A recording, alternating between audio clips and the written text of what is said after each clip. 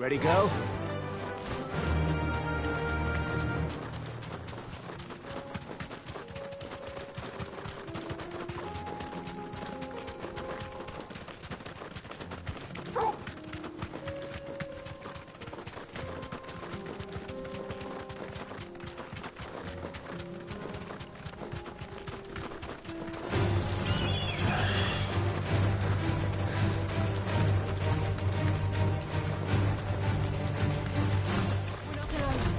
This won't be easy.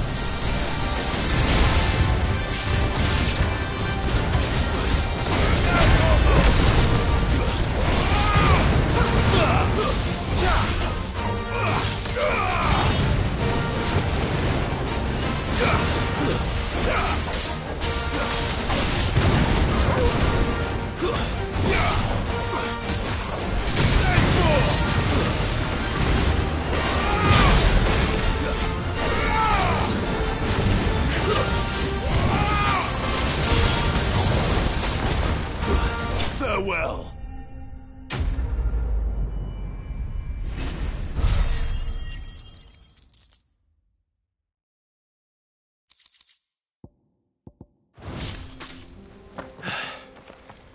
Peace at last.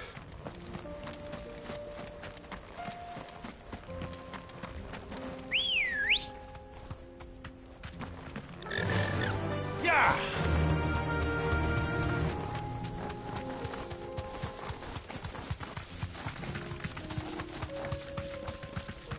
You deserve a rest.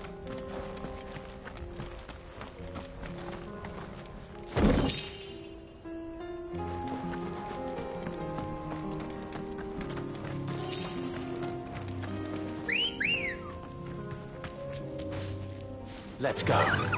Faster!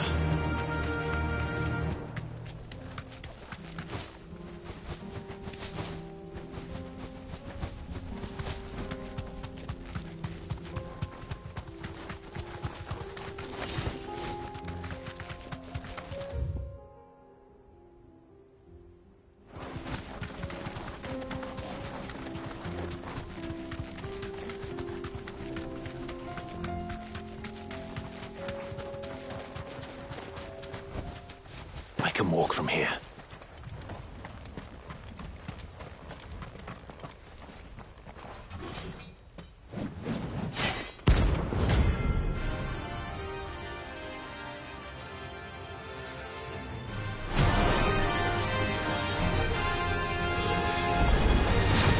Not the gods' forsaken soul, eh?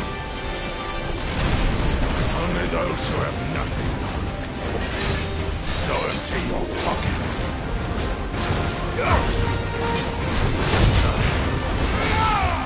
Let's have some fun!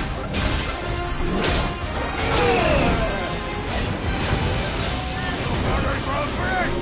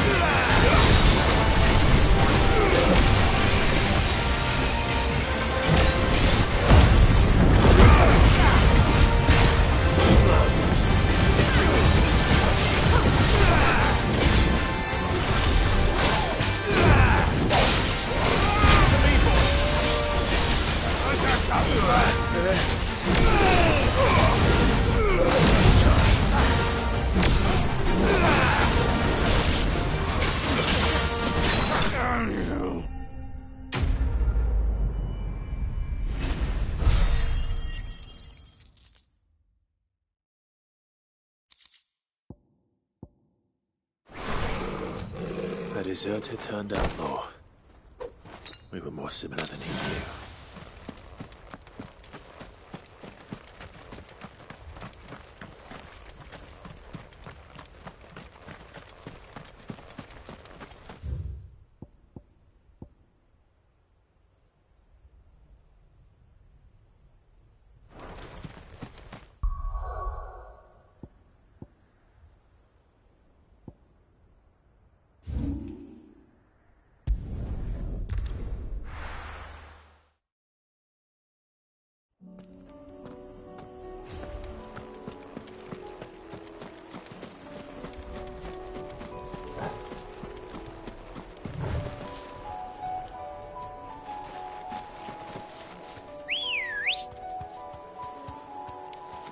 Good girl. Faster!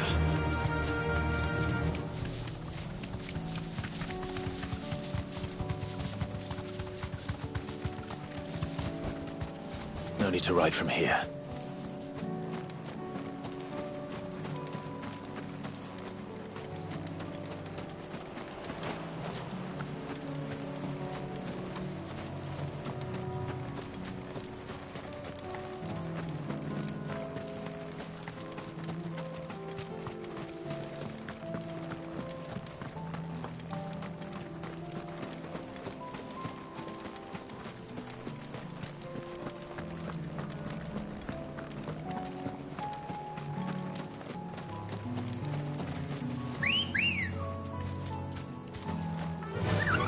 Fly, Ambrosia.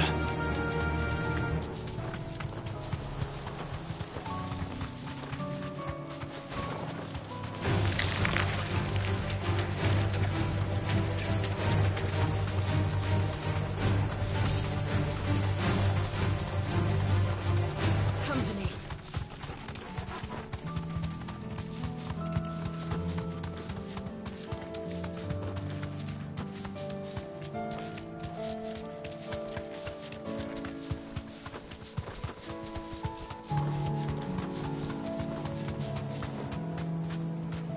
Be safe.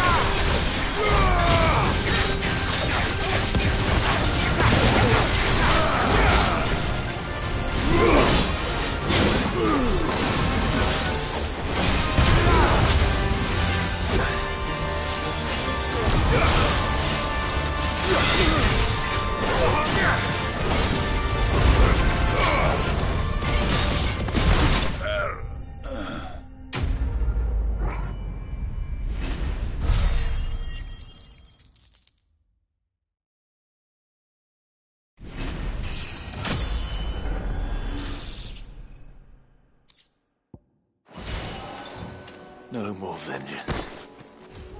No more war.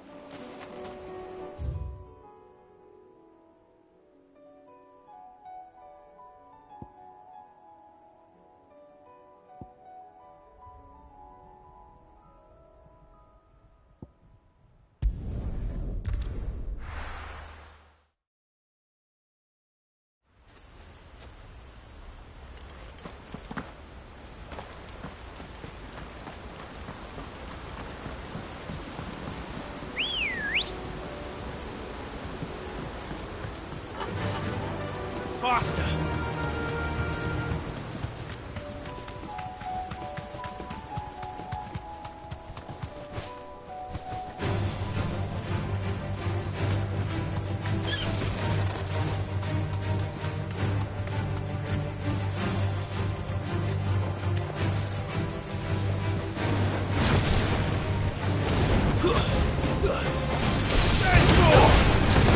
Over here!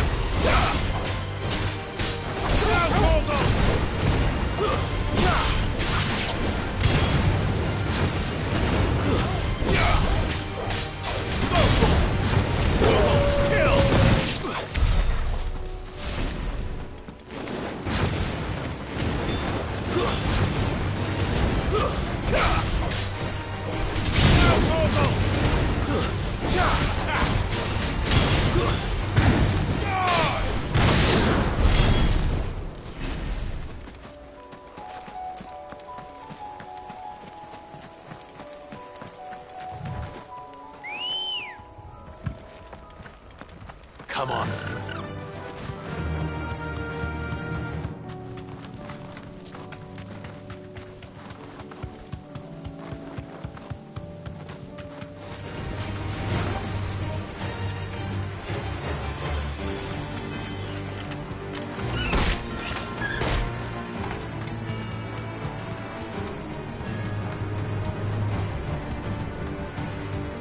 You deserve a rest.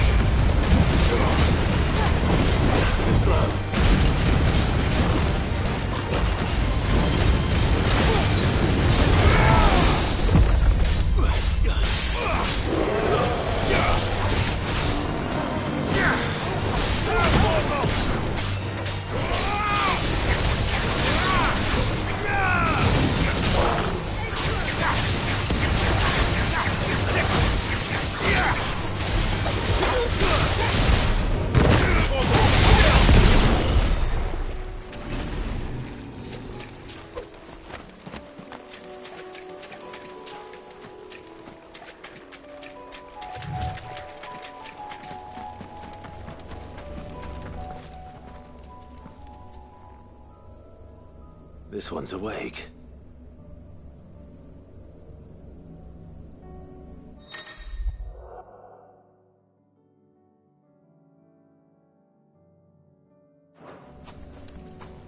Let's see what's inside.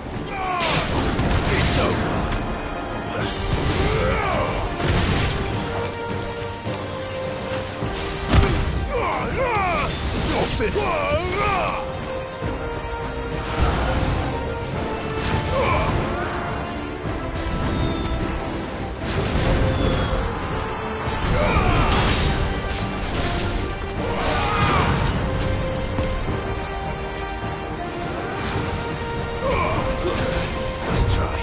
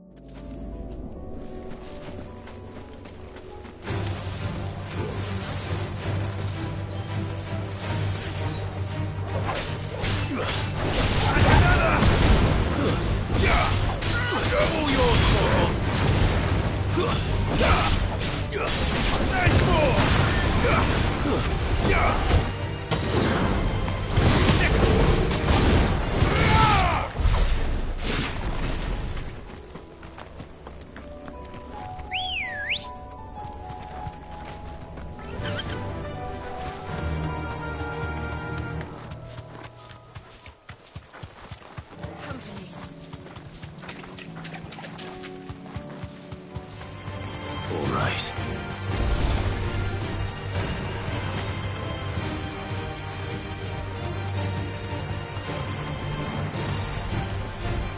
I can walk from here. Company.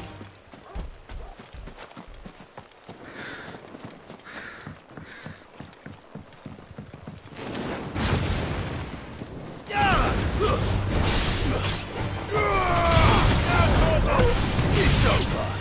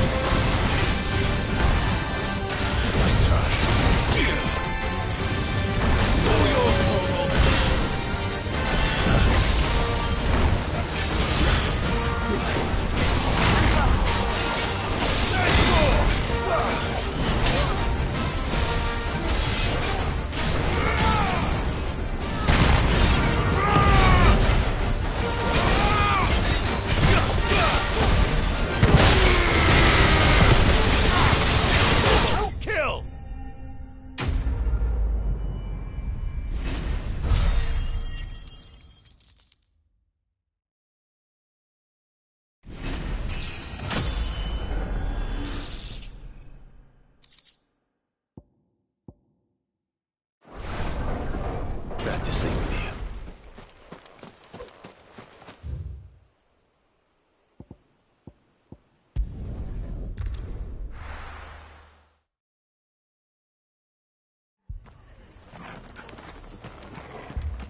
This man's gonna die if we don't get him to a healer.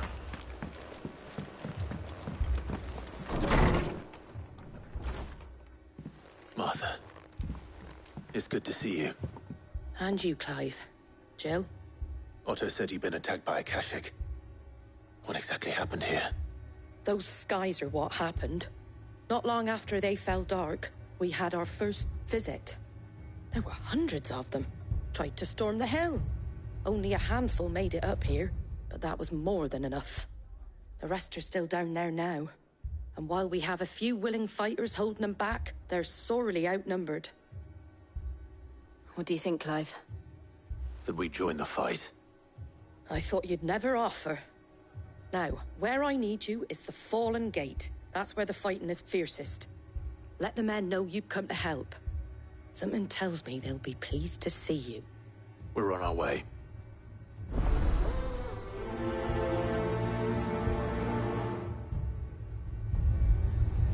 Do you think there were as many as Martha says? More.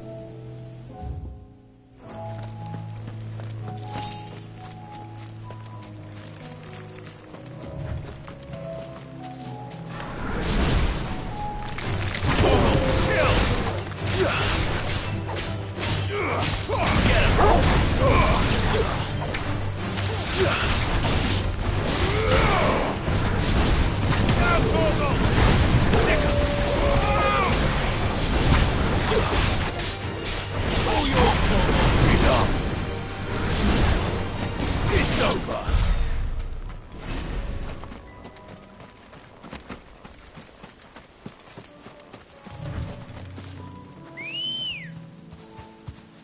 Ready, go? Fly, Ambrosia.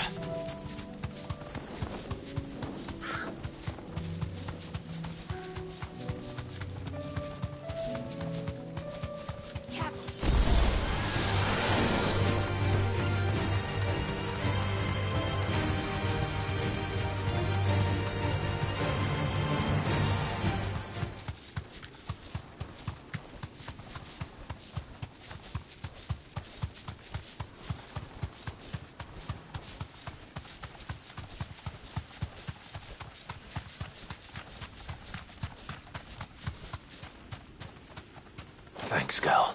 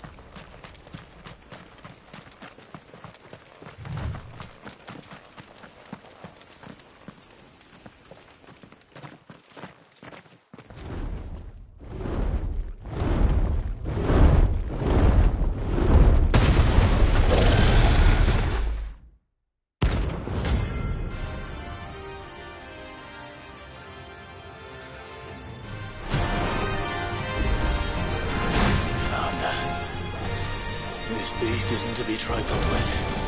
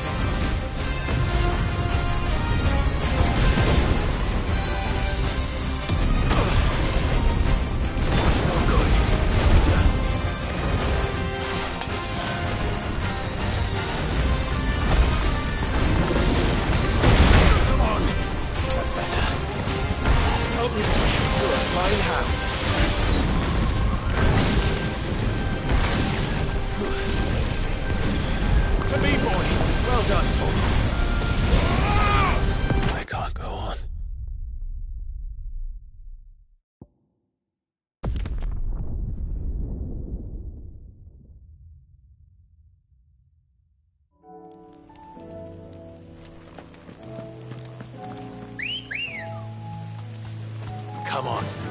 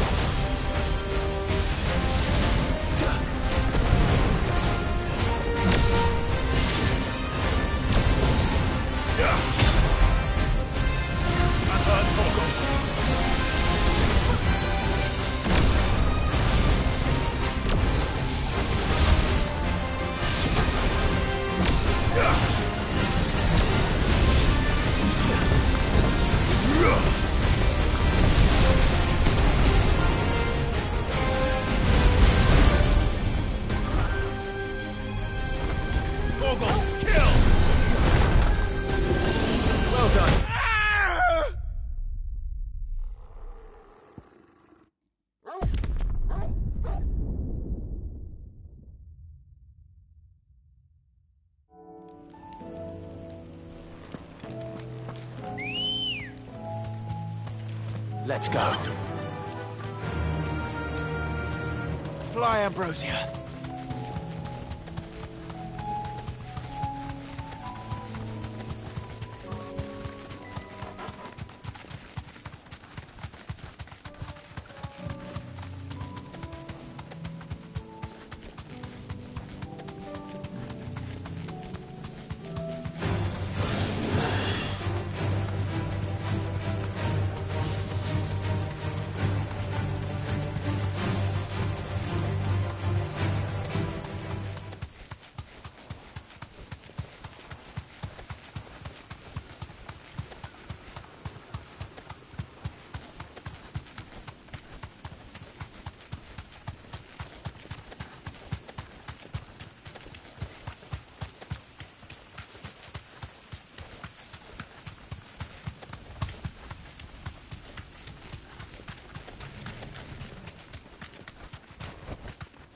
You deserve a rest. This one. Go, Torgal. This one.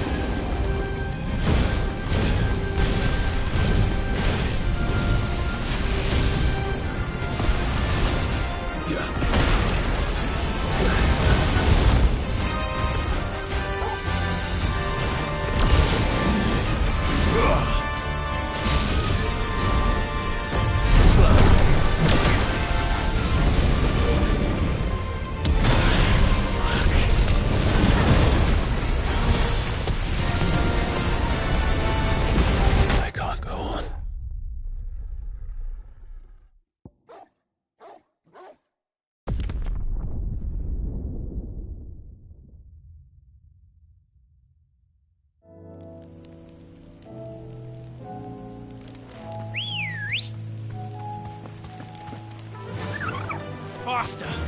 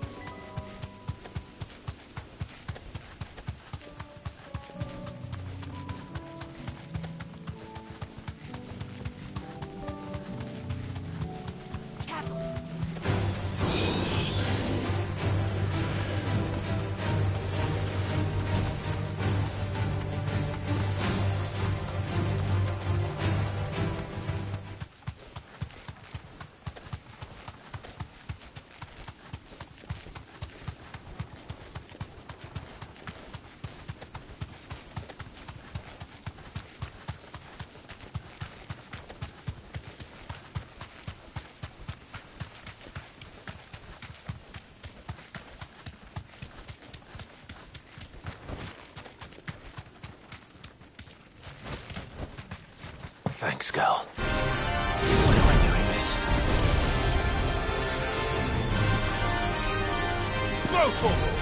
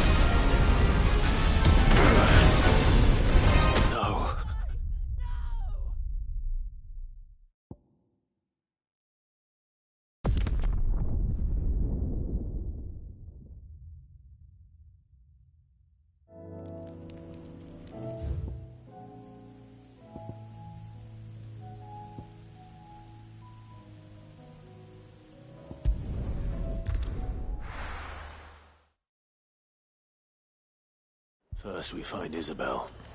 Heard a bloke saying he saw ghosts from the cross. I I saw it with my own eyes.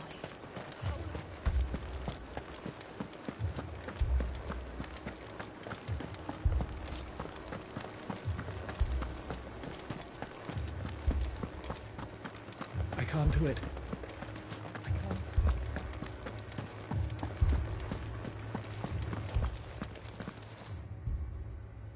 My lord. My lady. We received the dame's message. There have been sightings of strange creatures, I understand. With the blue eyes. Yes. Like a Kashik, but different. They've taken so many. I've lost count. Akashic, but different. Ultimus thralls. And what of your mistress? Is she here? Oh, no. She went to the garrison to ask what they were planning on doing about all this. Then we'll look for her there.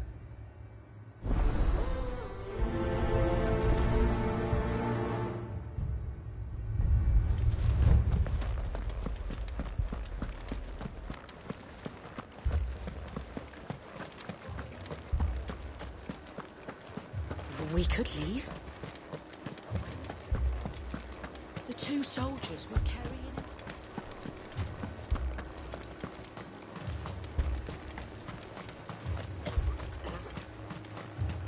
Madame, please!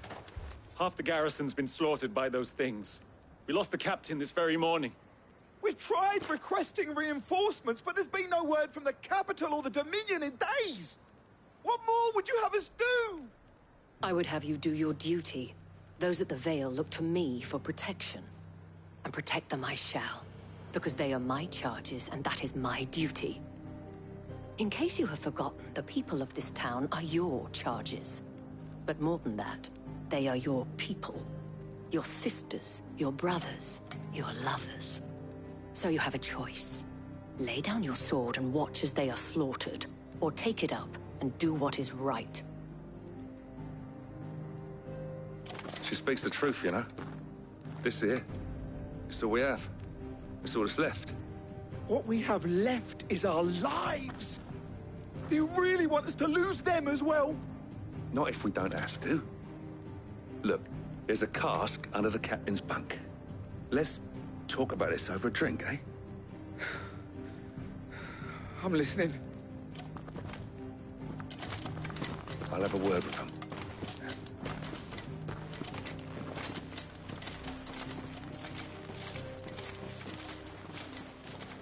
Ah, Clive. I didn't expect help to arrive so quickly. And sought to take matters into my own hands. It was a noble effort. But I thought you might still need some support. How like you to consider my needs. What we need to consider is where the creatures came from. The way the survivors speak of them, one would think they appeared out of thin air. And perhaps they did. It's hard to know what to believe these days. We'll talk to the survivors.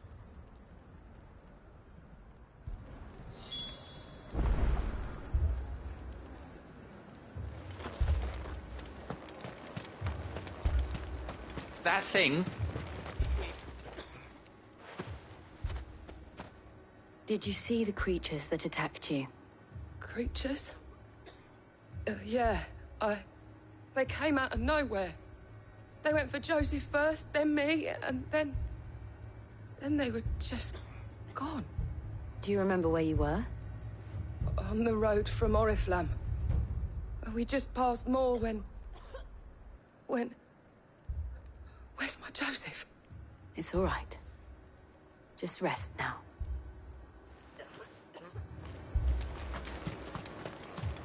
It's all right. My family. You're a pikeman, yes? What happened? I've got family in Moor. I heard the flood was spreading, so I went to see if they were all right. And a pack of them glowing things found me in the meadow. I ran for my life.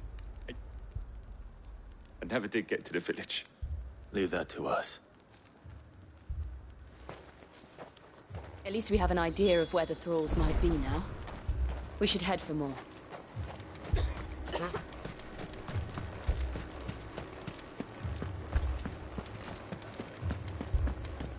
The 2 soldiers were carrying another.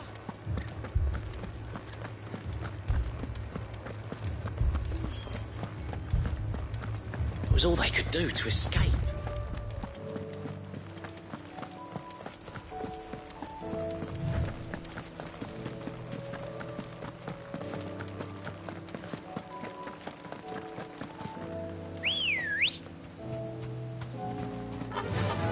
Yeah!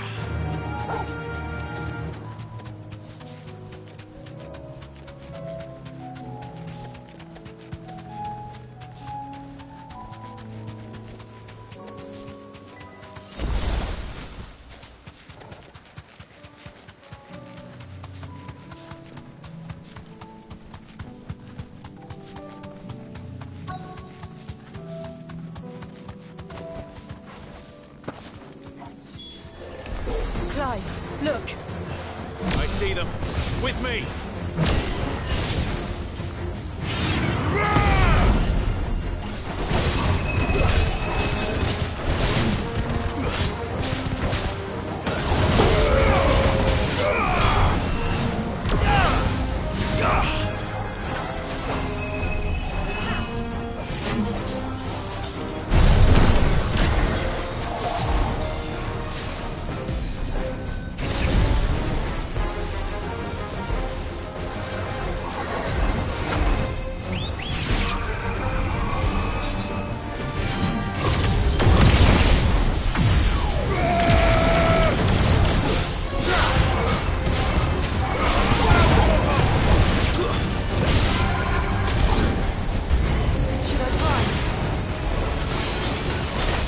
Save your strength.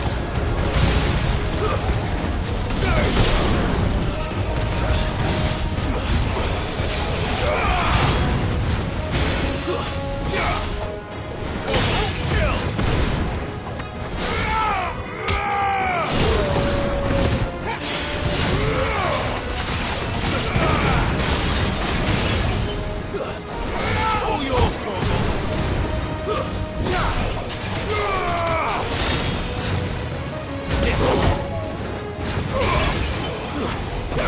It's over.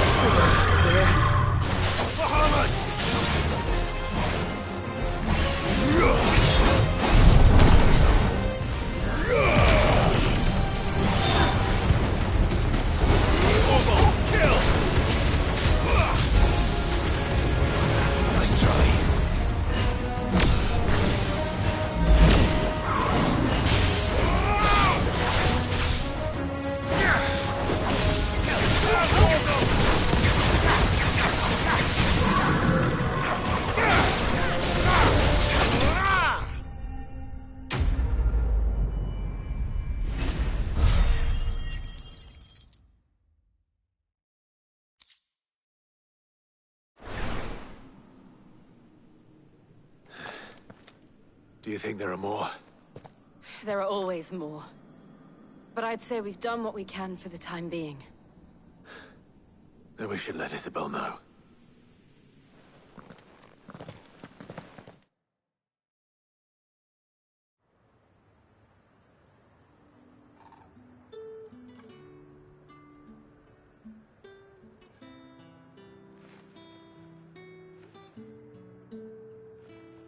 You have the town's thanks. Don't thank us yet. There will be more. Many more. And you'll need to be ready for them. Oh, we shall. Isn't that right, Captain? Yes, milady. The garrison will be ready. Philippe here has convinced most of the men to remain at their posts. For now, at least. Hearing that the Dame would look kindly on any man who committed himself to the task certainly didn't hurt. It's not the most selfless of motives, I'll admit. But whatever it takes, eh? Now me, I never needed convincing. I became a soldier to protect the people I love. And the people I love include the ones standing before me.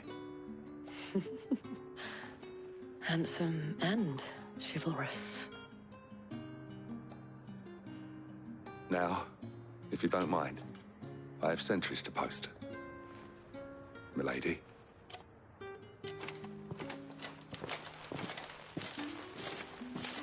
Lest you wonder, I'm not foolish enough to believe that this has solved all of my problems.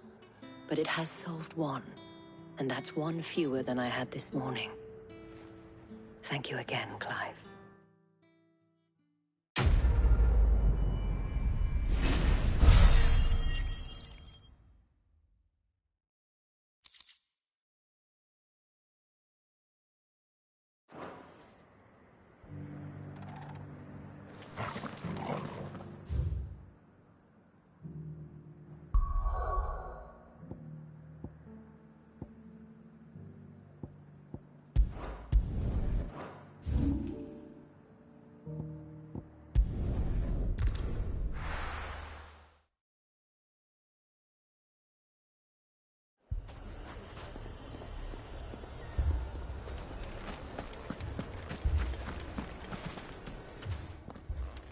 Sid! Your new companion appears much more formidable than your uncle. Should I be worried? You haven't been introduced. Jill, Clive has told me much about you. All lies, I'm sure. Your Stolas said that Dalamil has a bandit problem. Indeed. Although, you're a little late. They left with our food and guild days ago. Any idea where they went? The desert's a big place. Your guess is as good as mine. But the fact is, I have more immediate concerns. What did you say to me?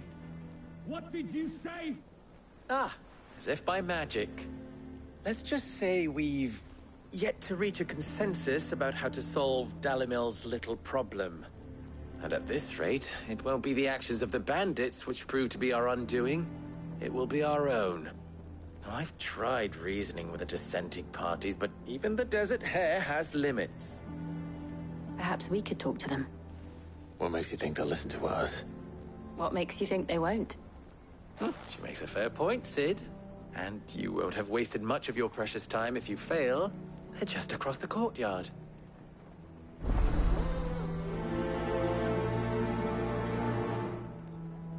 Suppose we just follow the shouting.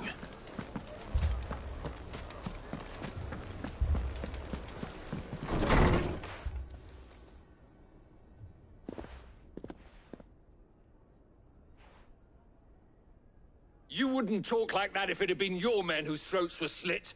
Blood for blood, it's the only way. We hire mercenaries and have them mount the bandits' heads on our walls as a lesson to the rest.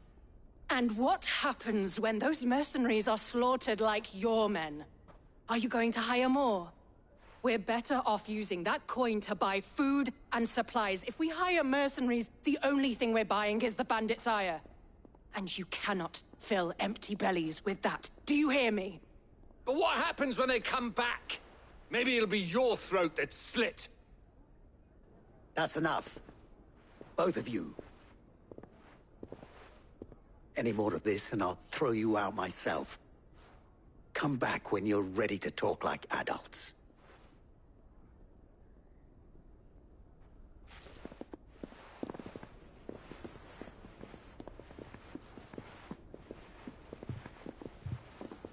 Victor. What's he doing here?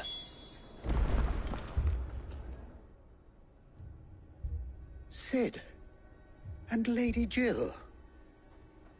What brings you here? I was about to ask you the same thing. Costness is in chaos, and the markets have all but ceased to operate. The Briar's Kiss here in Dalimil is the only place I can reliably obtain supplies. I was here to do just that when Master Lubor told me of his troubles. He thought I might be able to talk some sense into these fools.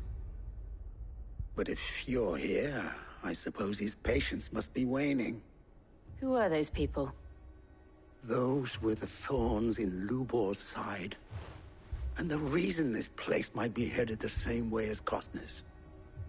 It's these accursed skies. The darkness is enough to drive a man to madness.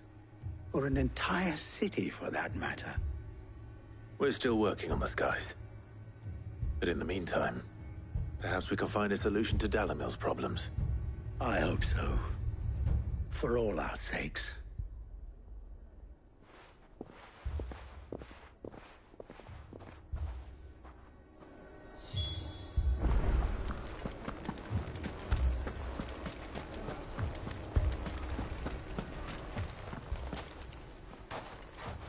So, you see my predicament? What I saw was a room full of people who were angry and afraid. And with good reason by the sound of it. But if left to smolder, that anger and fear could set the entire town alight. My thoughts exactly. What to do? Both sides wish to protect their homes and livelihoods, if only they could agree on how. But as long as they are divided, we are vulnerable. And if there's one thing bandits like, it's an easy target. What would Sid the Outlaw suggest? Well, if it were my namesake, he'd let them choose for themselves and be on hand to pick up the pieces when it all went wrong. That sounds like a recipe for disaster. A recipe for disaster is precisely what it is. But perhaps that realization would be enough to make them question the ingredients. While it's plain neither Conrad nor Natalie will countenance the other's proposal, it may still be possible to make them doubt their own. Before presenting them with a third option. And that would be? To pool our resources and save the city ourselves.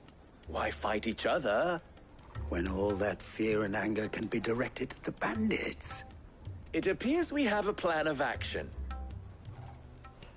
Victor, pay Conrad a visit. See if you can't convince him of his folly. I'll speak with Natalie.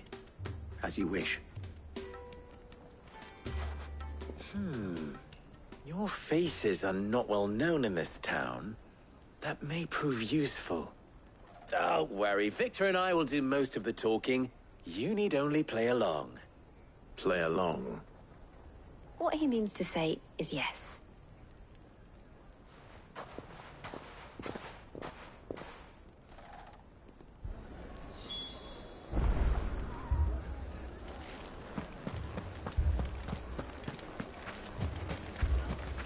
Picture it, Conrad. Your own city guard. With you as captain. Me? I don't know about that.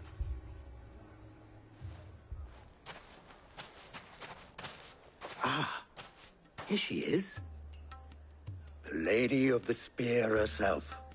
Conrad, may I introduce you to Jane, commander of the Red Wings, the oldest mercenary guild in the Free Cities.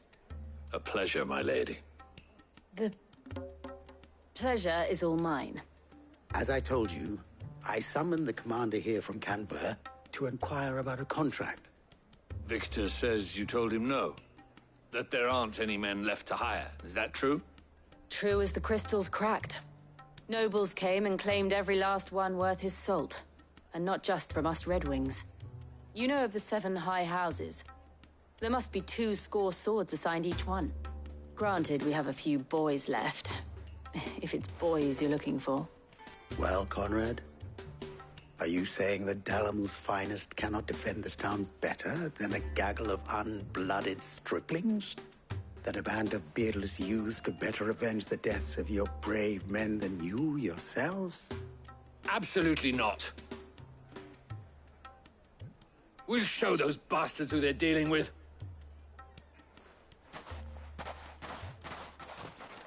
I can't believe that actually worked. Conrad's not what you call the brightest candle in the crypt. And there's a reason why I had you do the talking and not Sid. Well played, my lady.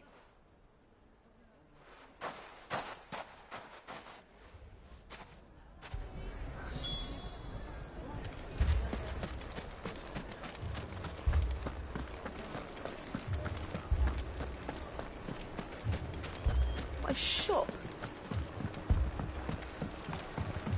If I had my pickaxe, I would... I mean, it may still be possible to buy something. Ah, here he is now. Natalie, allow me to introduce Lord Underhill of Randalar's prestigious League of Merchants. Lord Underhill. At your service. Underhill? I was just telling the good lady of our conversation, my lord, and how you were lamenting the state of the capital's stores. Lubor says that not only are the granaries almost empty, but that war and the Blight mean this season's harvest won't be enough to fill them for winter. Indeed, certainly that is the case. The nobles in the capital are buying up the city's stocks of barley and wine, driving the prices higher than most commoners can afford. It is only a matter of time before the peasants revolt.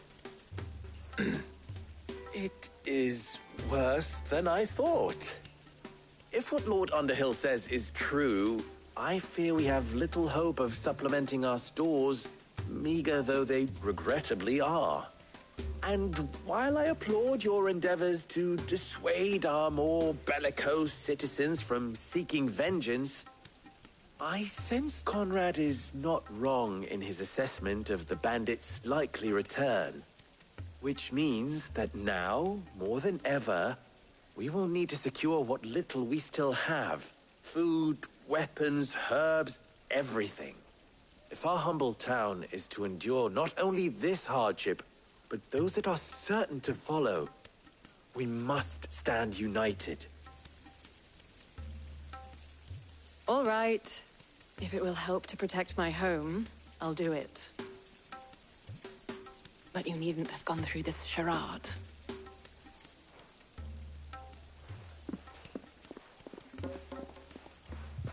Thank you, Clive.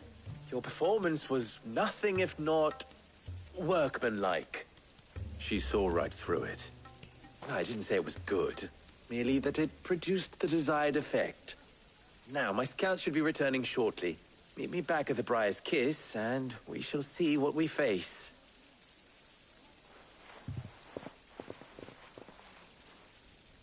I'm not convinced our roles in this ruse were entirely necessary. I don't know. Conrad seemed quite taken with you. Mummy, I'm scared. Oh, I'm ruined. Good news, Sid. Both Conrad and Natalie have somewhat gracefully accepted their new roles. With time, they may even learn to. Time no longer appears to be the luxury it was before lunch. I take it your scouts found the bandits. Technically, it would be the bandits who found my scouts. It appears they march for Dalamil as we speak. All of them. You're not serious. They don't just want food, they want the whole damn town.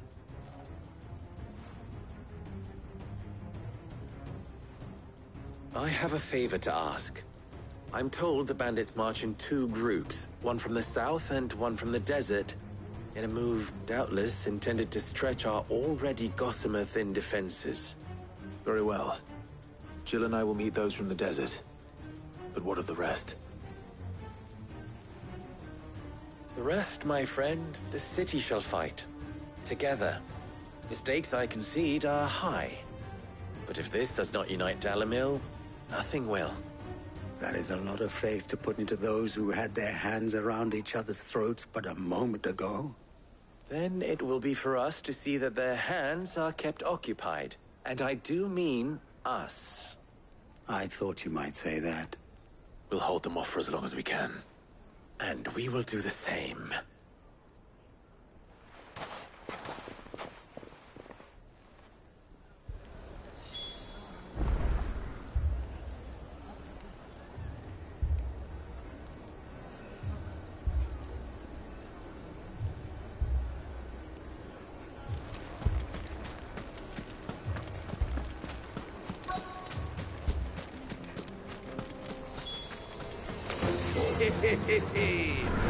No women talking.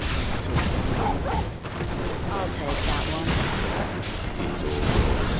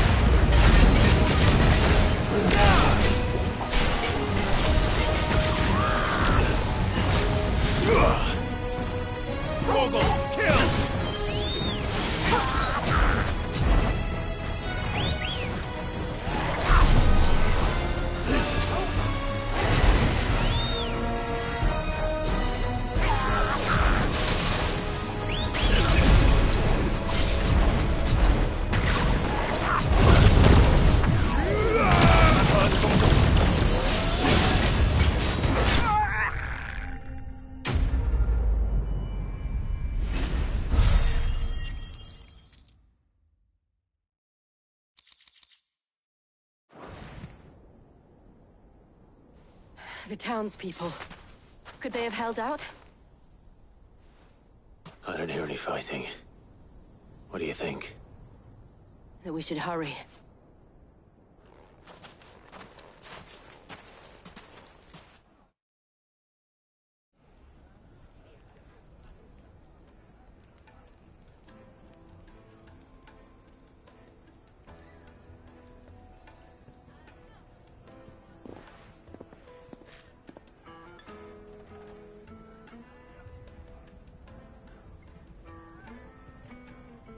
Natalie, I owe you an apology. You did well out there. The inn would have been lost had you not held the line. Without you, there would have been no line to hold. You saved us, Conrad. You saved Dalimil. We all saved Dalimil.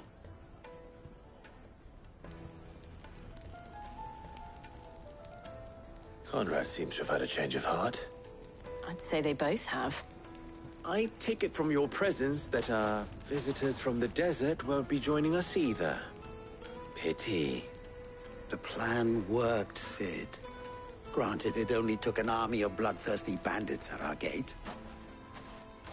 Calm now, Victor. Why quibble over the details? We are united, and that is all that matters. As for you, Sid, you fight considerably better than you act. I'll take that as a compliment.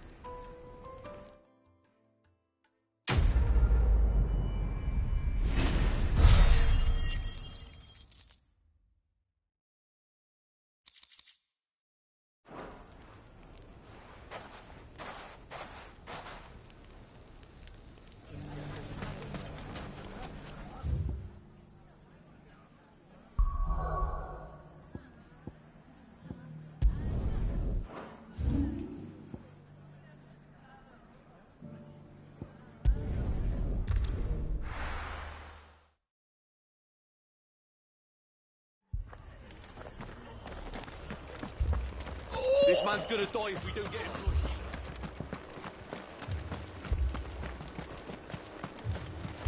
to... How do?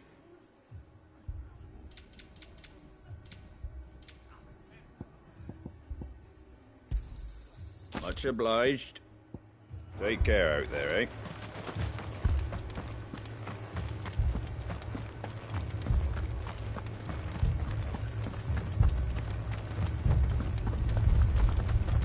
You don't think they've abandoned us, do you?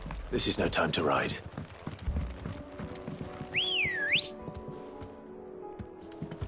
Good girl.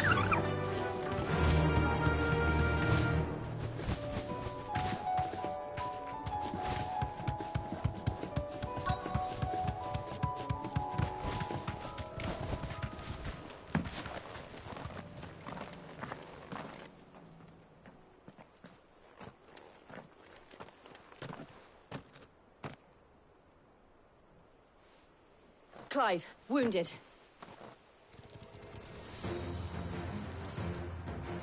We deal with the Akashic first.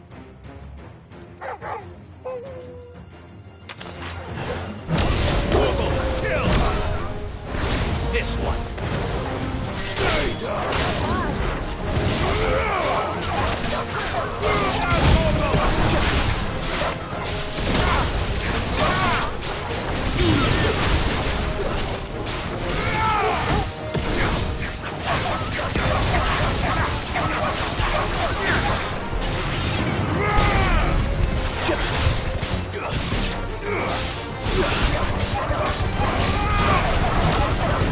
Ugh!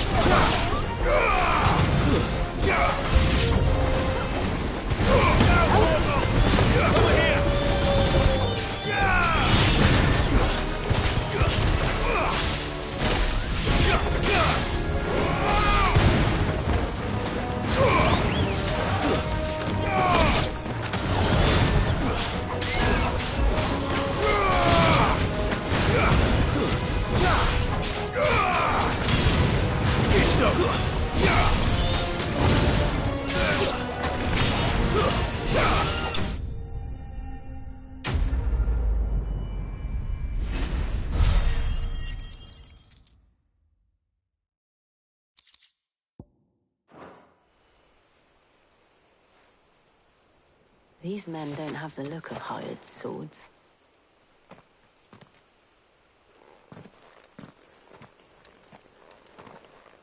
If you've come to rob this place... You are mistaken, my Lord Rosfield. We're here by Madame Martha's leave. How do you know my name? Forgive me, my lord. There wasn't time for introductions. We're with the Guardians of the Flame. Wade's men? But how did you come to be here? Where is your commander? Sir Wade left earlier with a scouting party to find out where the Akashic were coming from. Did he? Take your wounded back to the inn. Martha will see you're looked after. We'll join you anon.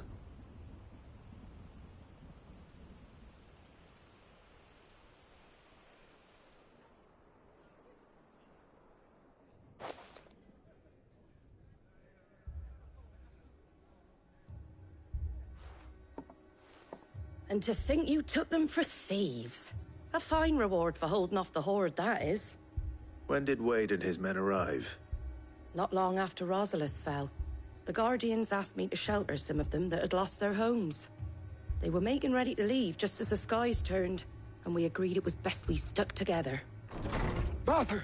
Trouble! The scouting party's almost at the lift, but they got a pack of Akashic snapping at their heels! And they got wounded with them! They're not gonna make it! Damn it all. We'll worry about them, Martha. You look after everyone here. If any can still fight, send them to the lift. I will. You two be safe now.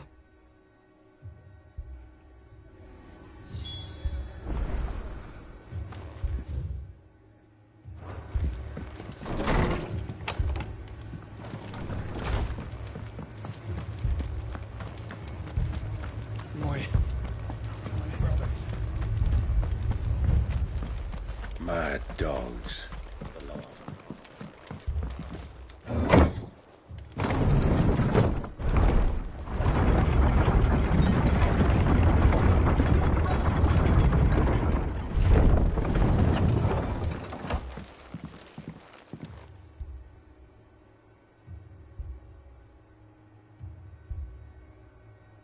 Squire, I need you to get those who can still walk up the lift to Martha's.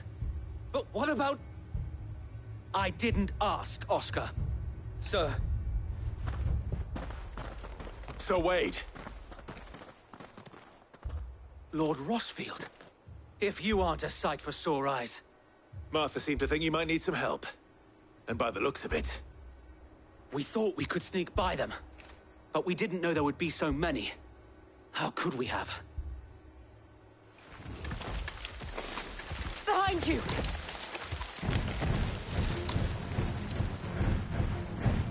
Damn it! We need to get the injured to safety. Do you think we can hold them off? We can certainly try. Are you with us, Sir Wade? Always. Then let's do our duty.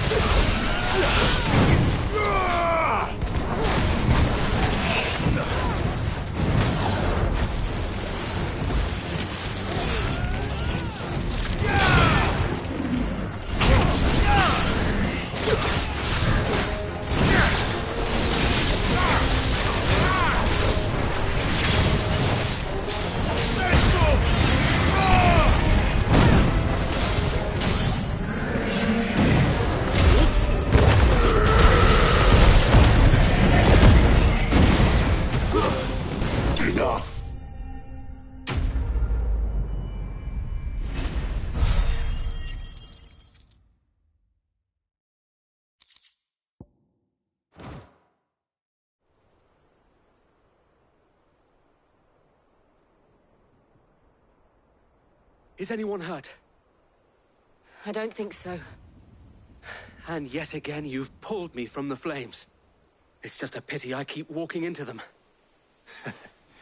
You've never been one to shy away from danger, Sir Wade. Like any shield worthy of the name. I see you're all in one piece. Martha! Is something wrong? The lookout saw smoke coming from down Eastpool way. Too thick to be a hearth. A second horde. Feel like finishing the job? Always. Jill and I will make for Eastpool. You'll need to move the injured without us.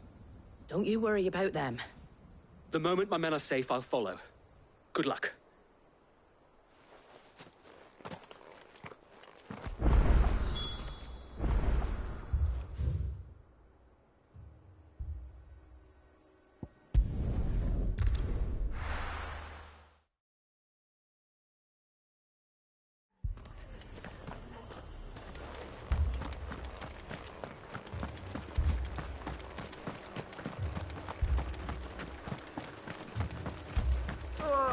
Just patch me up as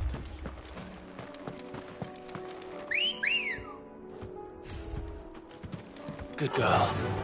faster!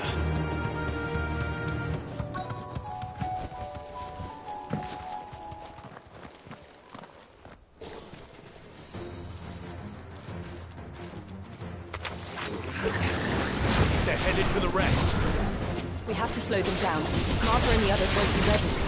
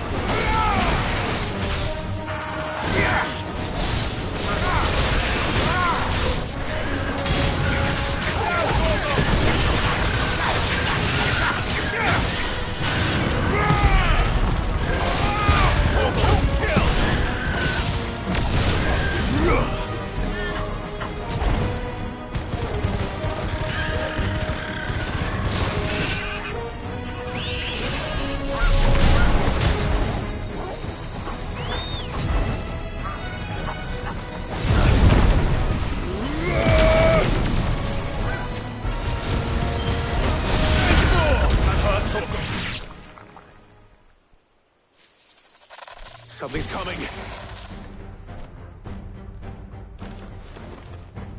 Apologies, my lord. Did I miss anything? Only the first round, Sir Wade. Shall we?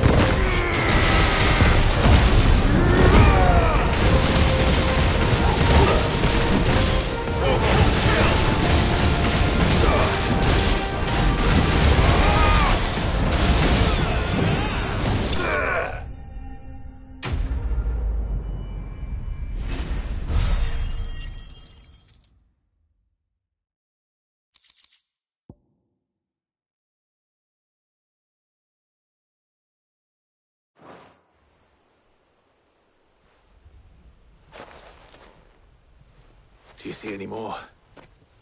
No. I think that was the last of them. But it won't be long before the next lot arrive. Then we make for Martha's while we can.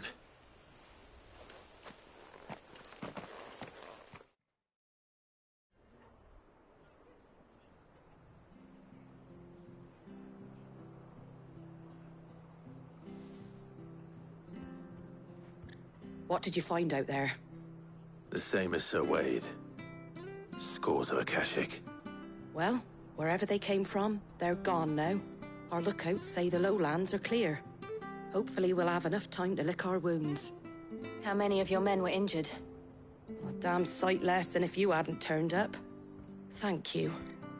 It was a hard-fought victory. But as long as the skies remain dark, I fear the Akashic's numbers are only going to rise. It's not a matter of if the Horde will be back, but when. And whether that's sooner or later, we'll need to be ready.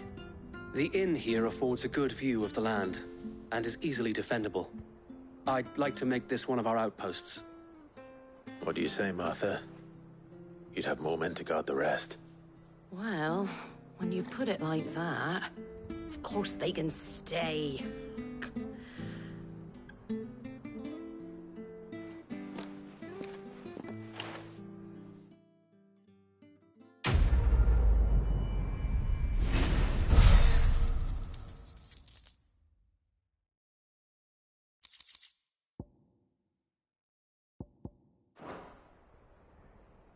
My lord, there's someone I'd like you to meet. Oscar, over here.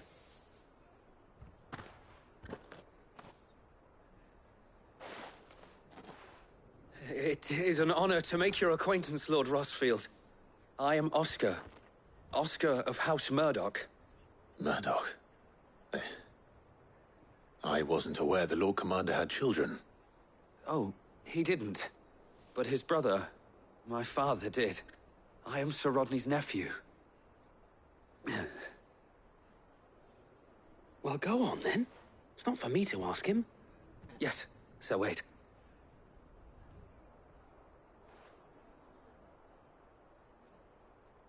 If it please you, my Lord Marquis, might you take me as your squire? I would learn the duties of a shield from the finest. I'm sorry to disappoint you, Oscar, but I'm a shield no longer. Nor was I ever the finest. And spending time in the company of an outlaw hardly seems a fitting education for one aspiring to take his oaths. My Aunt Hannah once told me that a man is not defined by his title, but what he does in its name.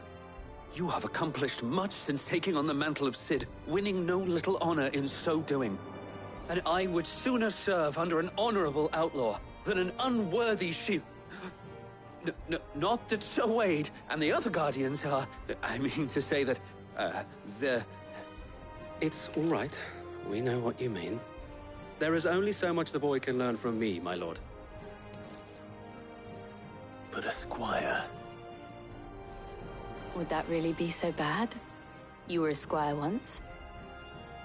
And I'm certain Sir Rodney would approve.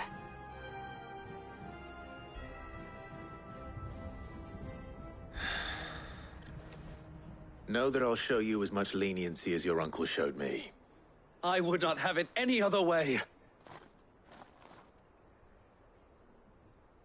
Our friends seem to have things under control. For now, at least. Let's go and put Otto's mind at rest. I will not let you down, Lord Rossfield. You, or my uncle.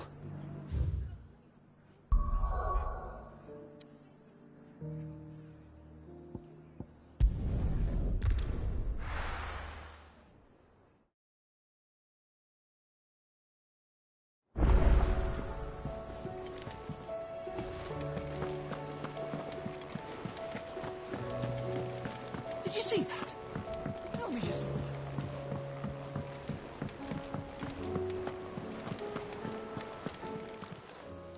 Welcome to the Patron's Whisper.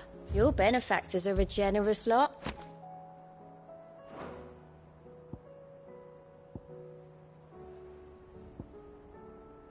Come again. I may have more for you. Was wondering when you turn up. Hellos from all our friends thanking you for your timely intervention. How is it you always manage to arrive at just the right moment? Luck, I suppose. Any word on the rest of the realm? Let's see. Storm's still crying out for mother crystals. The nations are still in chaos. And the skies are still the colour of a kick in the kidneys 2 days on. So... Right. Clive, we knew this was going to happen. Well, not the bleeding skies part, but you take my point. Now's not the time to second-guess yourself. Now's the time to visit the infirmary. Talia says your brother's awake. Thank you, Otto.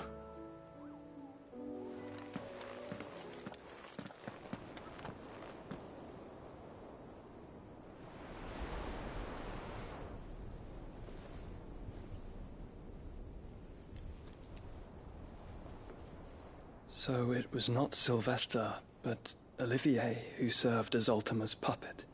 And when Dion learned of this, he sought to slay the fiend.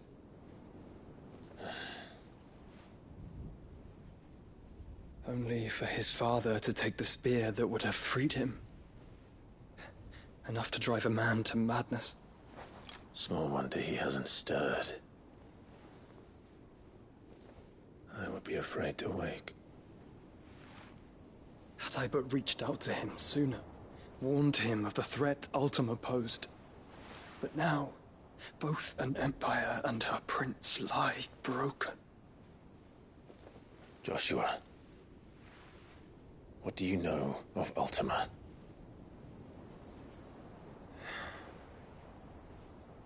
Very little, I'm afraid. Despite my best efforts. 18 years ago, as I lay buried beneath the rubble of Phoenix Gate, 'twas not death who came for me, but another. And it was while in my rescuer's care I first heard of Ultima. I've been chasing his shadow ever since. Ultima is driven by some deep, dark purpose, and for whatever reason, it would seem you are crucial to his designs. He will stop at nothing to have you, even if that means toppling an empire. But why me? What possible use could I be to such a creature? That is one of many answers that have eluded me. Yet, I am certain of this. It is not mere chance. You were chosen for a reason. All dominants carry within them the might of an icon. Nigh limitless power that is at once acutely limited. I wield fire, and only fire. And I only ice. 8 wardens for 8 elements. But you, Clive. You are different. You're special. Your abilities begin with the flames of Ifrit. But they do not end there. The fact Ifrit can even exist goes against everything we thought we knew of dominance.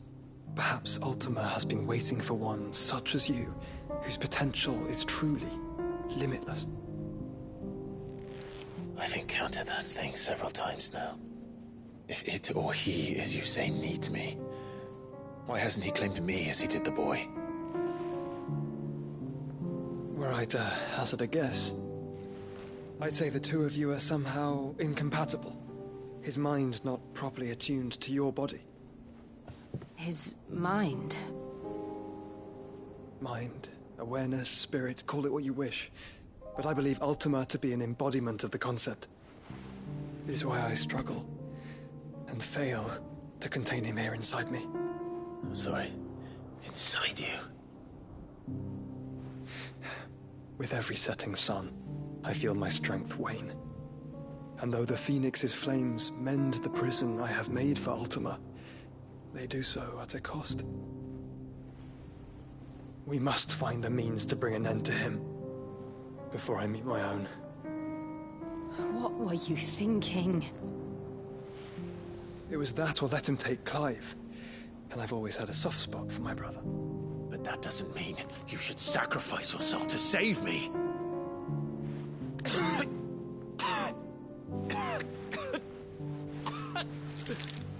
Joshua! Clive! It's Gav! There's an army of Akashic at the gates of Canver.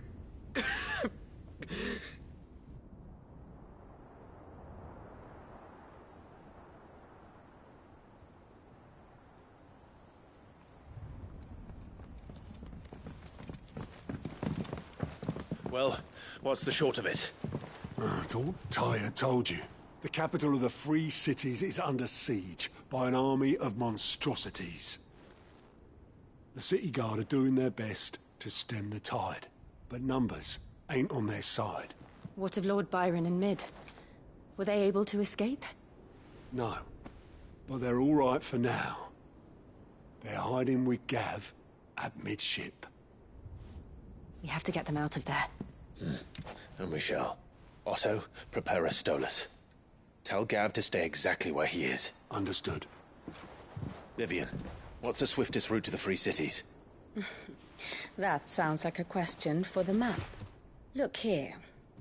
This road, through Tabor, should provide the least trouble. Good.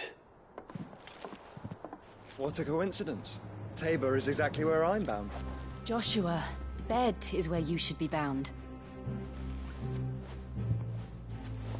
You don't think I told him the exact same thing? Were Tyre not such a talented healer, I would surely have been inclined to agree. But, thanks to her ministrations, I feel I may safely rejoin my attendant, who was to wait for me in Tabor if we became separated. All right, we travel together. Clive! If he stays close to me, he'll be fine. Thank you, brother. I'll look after him.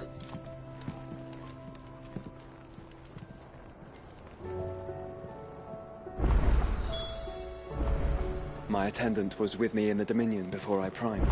She would have watched the battle unfold and witnessed its outcome. I trust you'll be waiting for me in Tabor, where I can finally introduce you.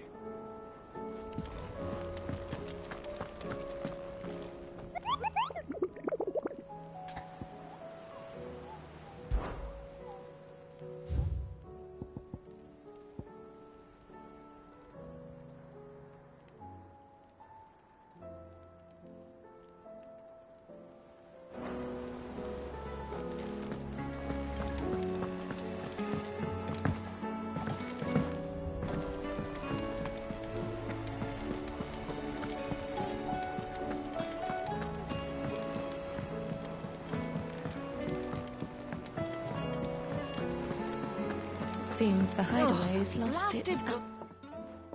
Here, you put me in this situation, Clive. You can bloody well get me out of it. I need a hand with a recipe. Are you sure it's me you're looking for? I'm not much of a cook. I'm all the cook will be needing, thank you very much. What I want from you is a little of your time, right? Oh, and perhaps your sword. You remember Ivan's stew, right? Well, despite the look of the thing, and that awful stench, people wolf it down.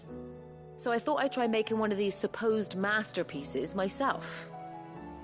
Had a peek at the book and gave it a go, but, well... It wasn't as straightforward as you'd hoped. Ivan had the same problem. Yeah, but this is my blooming kitchen, and I will not be outdone. So if you don't want to be seen as playing favourites, I suggest you lend me a hand. I've never been one to play favourites, Molly. And I would be only too happy to lend you a hand. So, what's on the menu this time? A fried mortress of skyworm. That's one heck of a name, innit? Recipe seemed easy enough to an old hand like myself. Thought I'd followed it to a T. Only, turns out skyworm livers and drake's mint are not what I thought they were. At least I hope they're not, given the rancid mess they made. Ivan said the recipes in the culinary pilgrimage date back centuries. Who's to say the ingredients even exist anymore? Well, that's a question for a scholar, wouldn't you say? Perhaps you know of one? Kindly old fella who haunts the shelves, maybe? Fine. I'll go and speak to Harpocrates. Perhaps he'll know something. And if he does, I'll see if I can find your ingredients for you. You do that. Lest we forget, you've got a reputation to uphold.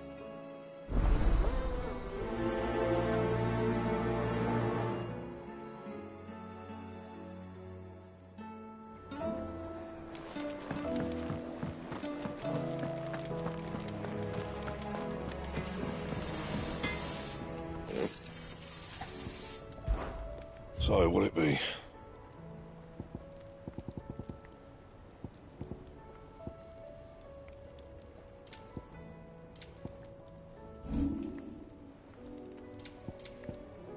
And?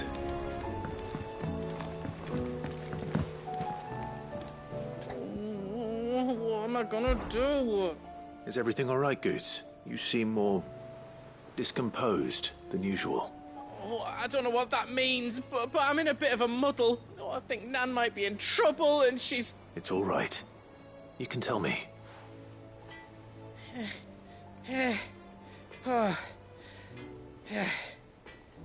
There was a trader came by. One of our usuals, like. Said he'd heard some rotten rumours about her down Dalimil Way. Folk are saying she's been selling to bandits and cutthroats and that. I mean, she's fond of a chance to make a coin or two, aye, but she'd never do business with baddies. Especially not the kind who go hurting people who haven't done out. I wanted to ask her about it myself, but I'm scared she'll give us a tongue lashing. She'd never give your tongue a lashing, though, would she?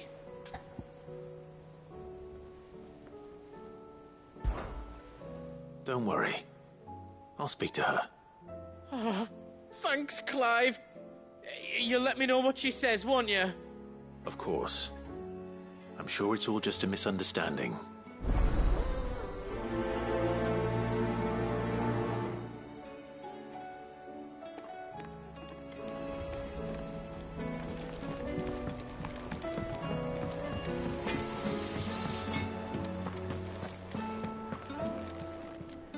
Lady Karen.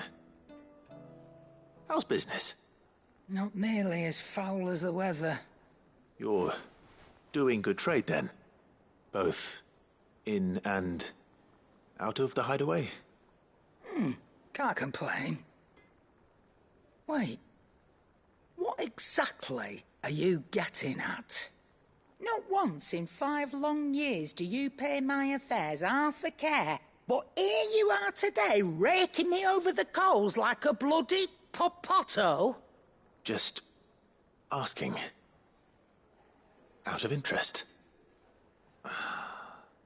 All right. I'm here because I was told that certain rumors have been circulating. About you selling weapons to brigands. Oh, are you?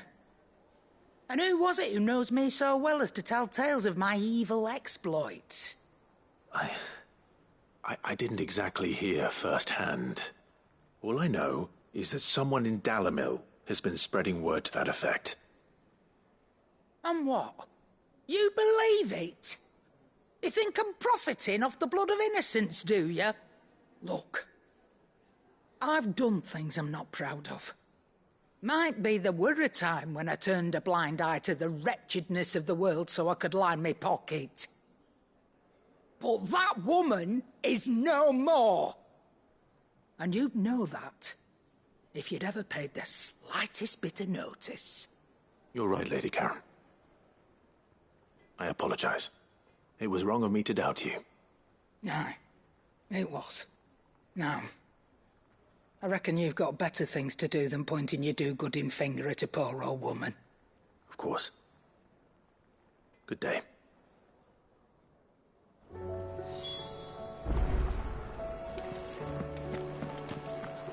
It seems the hideaway is lost.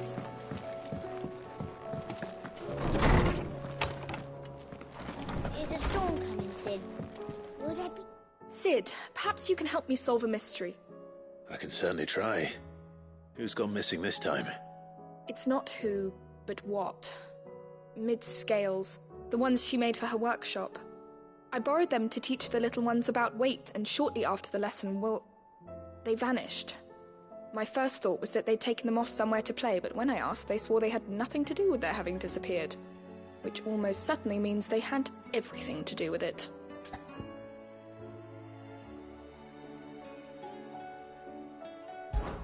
Perhaps a visit from Sid will jog their memories. I think it just might. Thank you. I don't like to imagine that my pupils would lie to me.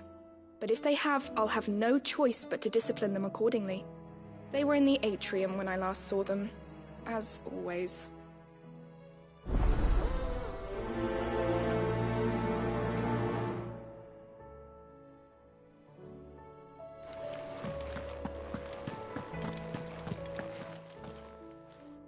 Lawsman Harpocrates. I've come to pick your brain if you don't mind. It's about the book you lent Ivan. Ah, Valisthea, A Culinary Pilgrimage, a classic. One of my favorites, in fact. The young man did a wonderful job with the Chance's stew. I do hope we shall be able to sample more such marvels in due course. That's actually why I'm here. I don't suppose you know where I might find skyworm livers and drake's mint. Ah, so the fabled Sanbriquois delicacy is next on the menu. Delightful. The descriptions of fried mortress never fail to make my mouth water. Now, skyworm is a somewhat antiquated name for the wyvern, their ground livers being the paste from which the mortress is made. Dragon livers. How very Sanbriquois. One would have thought the disciples of Bahamut would have a touch more reverence for their icon's brethren, but apparently not. I believe the specific dragon the recipe demands is the blueback wyvern, said to be the very color of the sea beside which it resides. So we know where to look for our liver. But what about the drake's mint? Saint's bonnet in contemporary parlance, a herb which grows along the North Reach coast. I gather that one can locate the cheerful yellow flowers by their heady scent alone, so I'm sure you'll have no trouble finding them. I may add that people once believed game was best served with the flora that sustained it in life, in which regard fried mortress of skyworm is undoubtedly a typical dish of the time. Meaning that if I find one, I find the other. To Northreach, then. Best of luck, Clive. And do save me a bite once the dish is complete.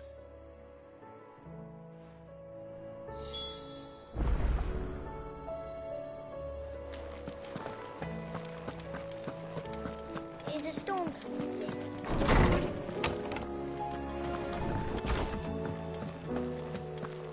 Seems the hideaway is lost.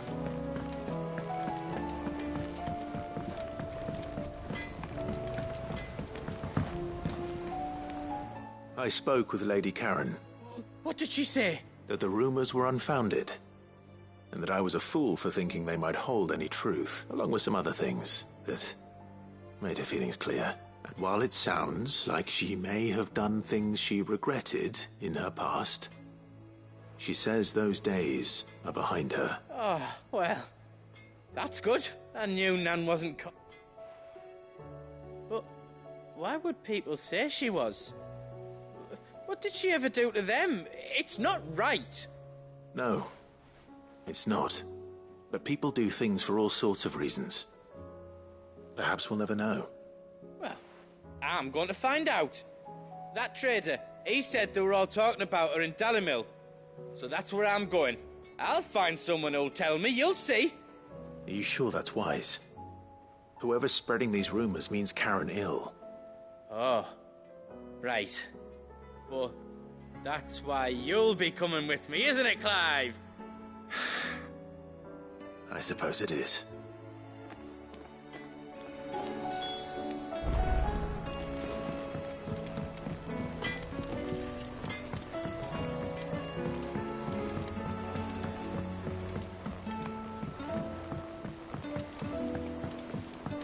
I heard the Emperor was impaled.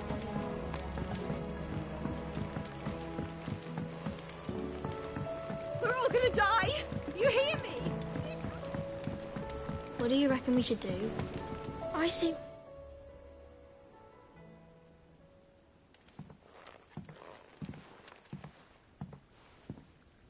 Sid! Hard at your studies, I see. And what is that? It's not a set of scales, is it? No. Of course it isn't. Well, not anymore, it's not. Oh! And just how long hasn't it been one? We're sorry. But we didn't break them. We dismembered them. Just like Miss Mididol showed us. Miss Mididol? And why would she have you dismembering her creations? Because that's the only way to become a ninja-neer. Miss Middledore said, the best way to see how something worked is to take it apart and put it back together again. Well then, your work is already half done. Carry on. About that. The taking apart was easy enough, but it's the putting back we can't work out. Speak for yourself. The heavy thing goes at the bottom. Then...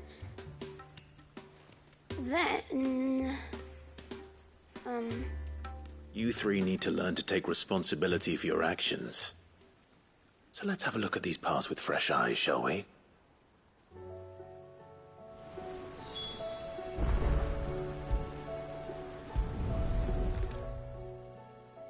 All right.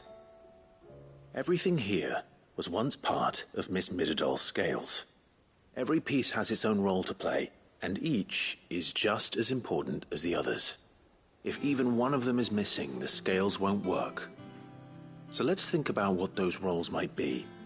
You already know one of the pieces, the body. Its role is to support everything else.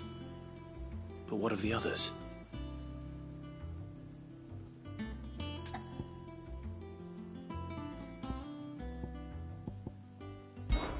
This is called the arm. Why do you suppose that is? It doesn't look much like an arm. You're right. It looks more like a wing. Like a chocobo wing! You've ridden a chocobo before, haven't you, Sid? Will you teach me to ride one day? I'll think about it. Now, what do arms do? Hold things. So wait, maybe this arm holds things too? Good thinking. You're on the right track.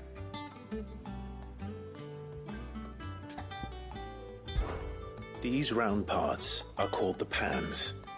You all know what a pan is, don't you? I do. Molly uses them in the kitchens to fry bangers. But these aren't for frying bangers, you idiot. They're for weighing stuff. But what if I wanted to weigh Goots? I don't think he'd fit on that little thing.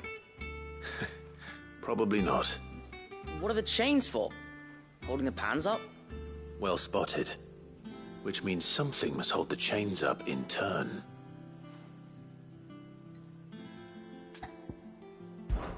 This tiny piece is what's called a cogwheel, or gear. Have you ever seen one before? I have. Miss Middledore's dungeon is full of them. Most are on the floor. She puts them in all her inventions. They spin round and round and round and round and... That's right. They're very useful when you want to make things move. Do you remember if there was anything on the scales that moved? I remember the arm moved when I tried weighing an apple. And then somebody ate it. It's not my fault. You shouldn't have tried weighing it before lunch. We know what part's supposed to move and how it's supposed to move. So, let's put the pieces together first, see what doesn't move, and then stick the cogwheel to that. Not a bad idea. You see? It's not so difficult. So, now that we've taken stock of the parts and learned what they do, what do you think? I think we've got it. Then here's what we'll do. You tell me what goes where, and I'll put the scales together. Well, obviously you need to start with the body. All the other pieces fit onto it, don't they? And the arms go on the body, just like real arms. Or wings, if you're a chocobo. And then the arms hold the pans by the chains. Very good. Let's see if that works. There. All finished.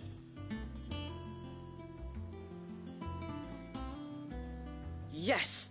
We did it! Well, with Sid's help.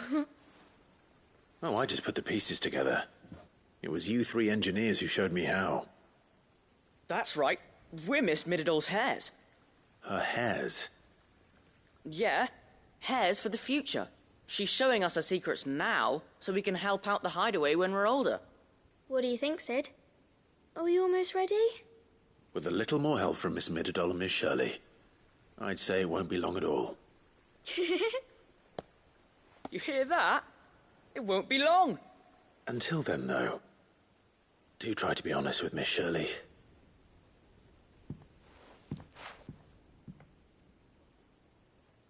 Hey, look! We never used the cogwheel. You don't think Sid forgot about it, do you?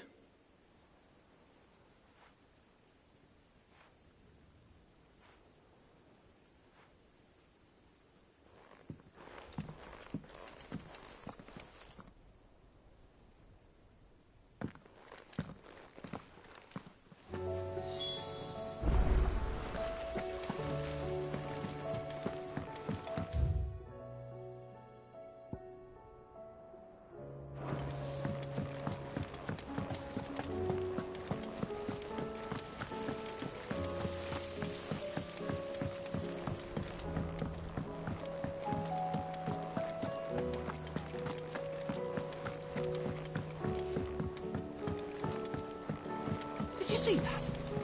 Tell me you saw that.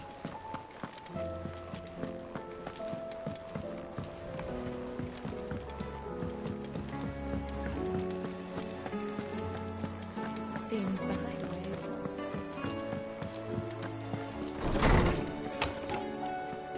There's a storm coming soon. Will there be... Well, did you solve the mystery? It was as you thought. The children had the scales, or the parts of them at least. They dismantled them to see how they worked. Oh, no, Mid will have my head. Thankfully she won't. This might even have been her idea. Although I was the one who ended up teaching the lesson. I'm so sorry, Sid. I know how busy you are. I shall see that the children are properly punished. Please, there's no need. Mid seems to have taken the three of them under her wing. She's even calling them her heirs. She'd have them follow in her footsteps. And her father's. I see. Sid, do you know why Mid has been spending so much time at the hideaway of late? She told me it was because her studies have been interrupted by events in Canva. Is that not true? No, it isn't. The university offered her a commission. In exchange for full tuition, room and board, they asked her to oversee the design of several new war engines. To anyone else it would be an opportunity, but to Mid, who lost both her parents to war, it was a bitter pill. One she was none too keen to swallow. But that should come as no surprise. She's only ever cared about bringing people hope. The very last thing war can be said to do.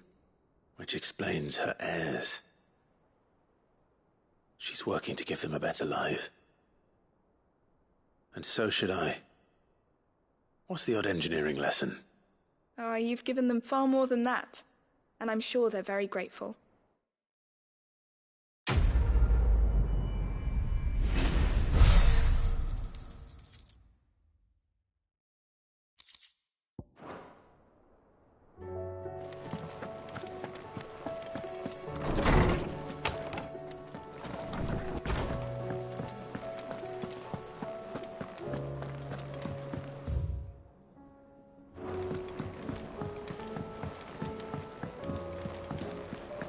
Save us.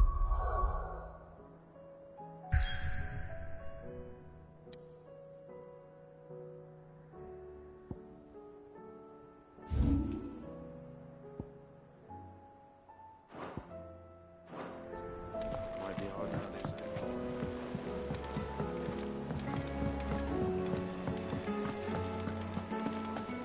Did you see the pair that got pulled into time?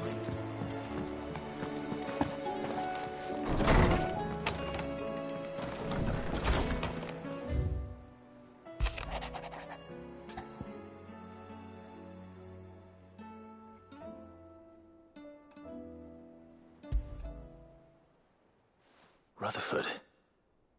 Wasn't that the name of my uncle's manservant? Where would he be at Martha's Rest?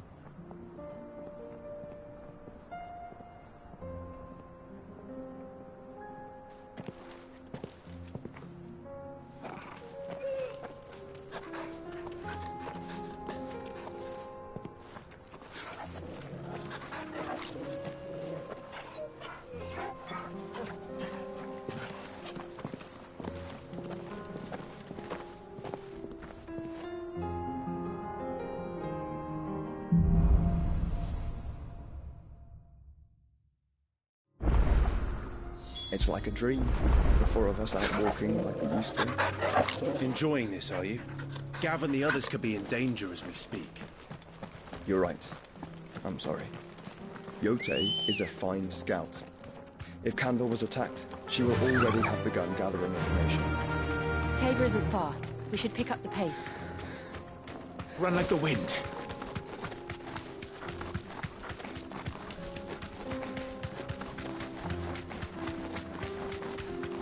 We can use the ruins to cross the ravine. Assuming they will allow it, the Echoes have a will of their own. You deserve a rest.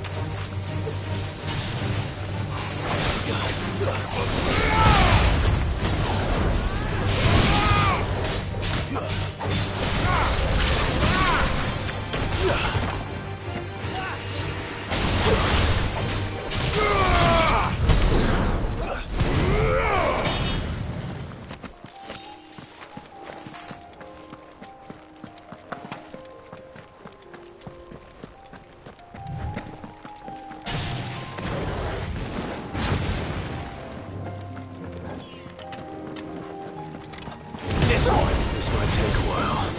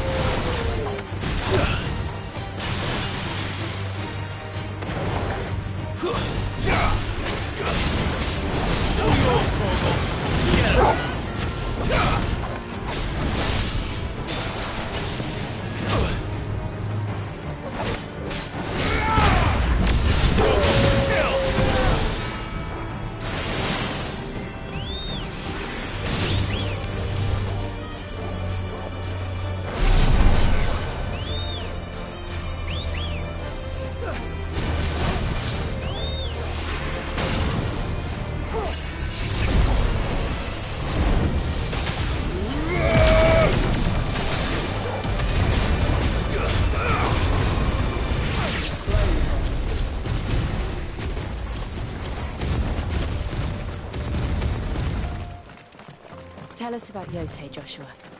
She's strong-willed, loyal, and deadly with a blade. Much like Clive, but with better manners.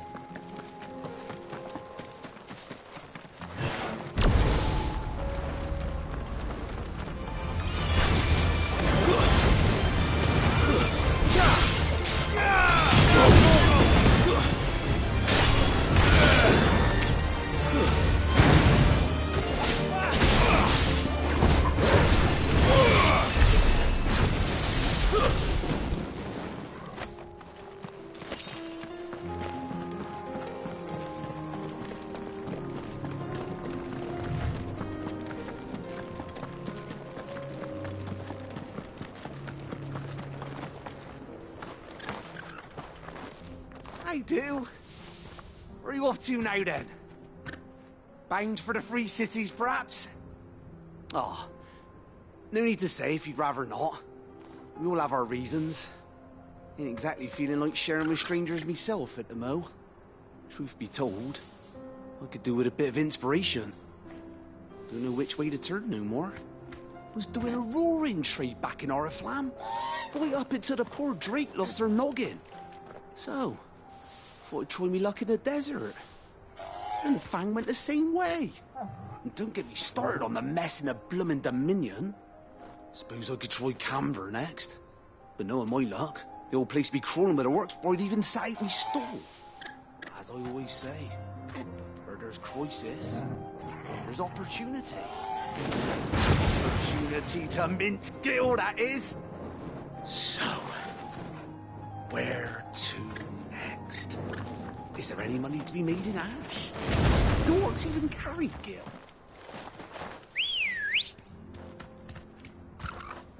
Come on.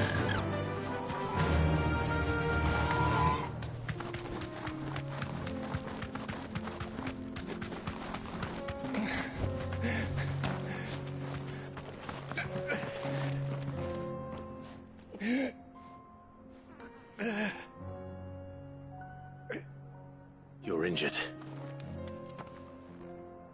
What happened here? Where are your comrades? The ether flood up ahead. It swallowed our camp while we slept. My own men did this.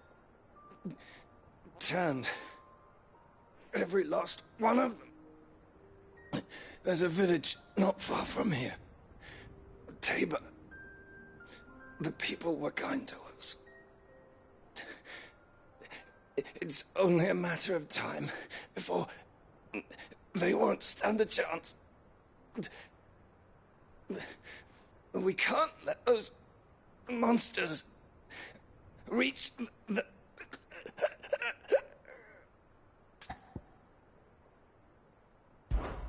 I'll go. You catch your breath. Thank you. Our encampment is up ahead. Just off the track. They must not reach Tabor. Forgive me, Lord Kuka. Rest well, soldier.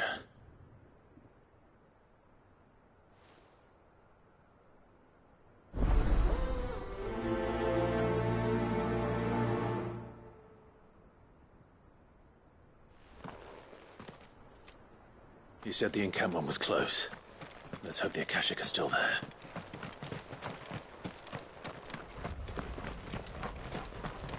Another ether flood. They're everywhere now. We can't go around it. Then we'll just have to be careful.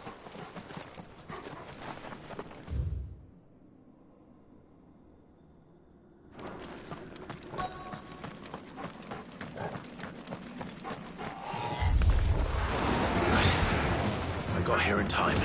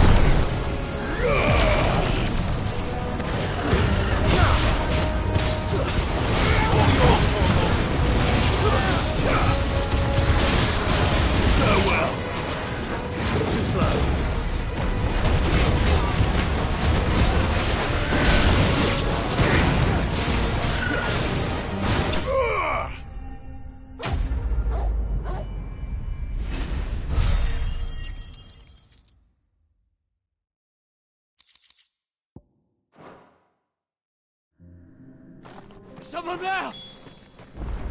Please, I can't move my leg! That doesn't sound like an Akashic.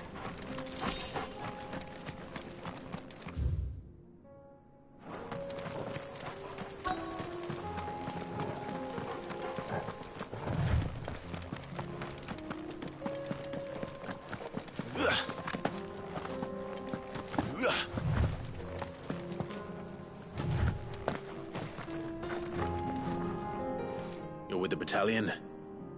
I am. I heard the fighting. Are the others? Taken care of. One of your brothers in arms told me what happened and asked for help. Another survivor? Where is he? Tell me. His wounds were too deep.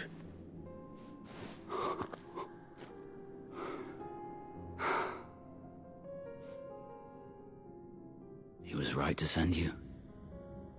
Those things you slew are no longer my brothers.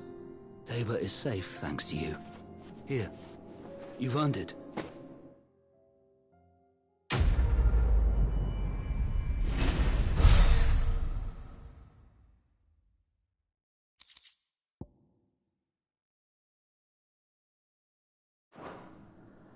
You seem familiar. Have we met? You must have me confused with someone else.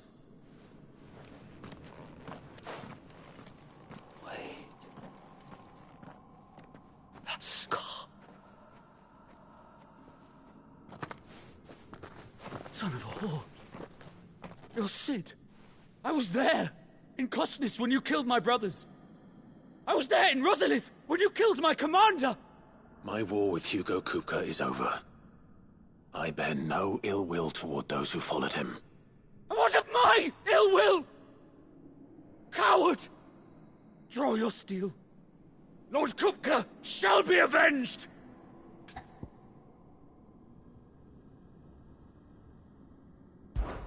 When your wounds have healed and your head has cooled, come and find me if you must.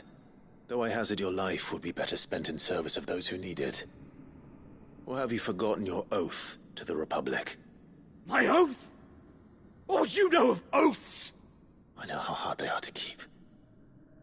Which is why I'm giving you the chance to keep yours. No. I won't be deceived. Lord Kupka told us of your crimes. You are an outlaw. A murderer, not some man. Like you or anyone else. I am nothing like you. But if you're not gonna kill me, then go. Leave! Just know that I will find you, Sid. Someday.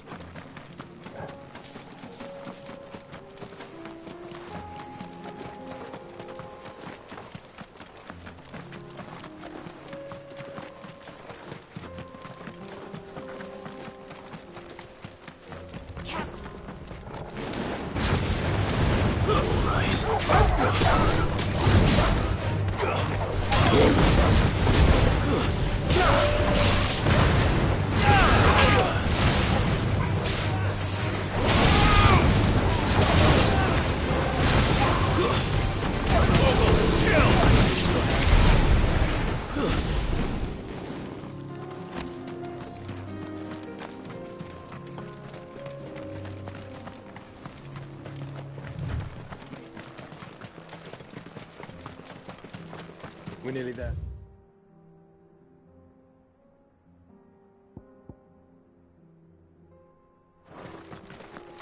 Have you been to Tabor before? There are a few places I haven't.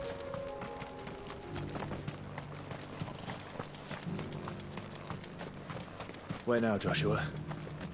There is a residence just inside the city gates. She awaits us within.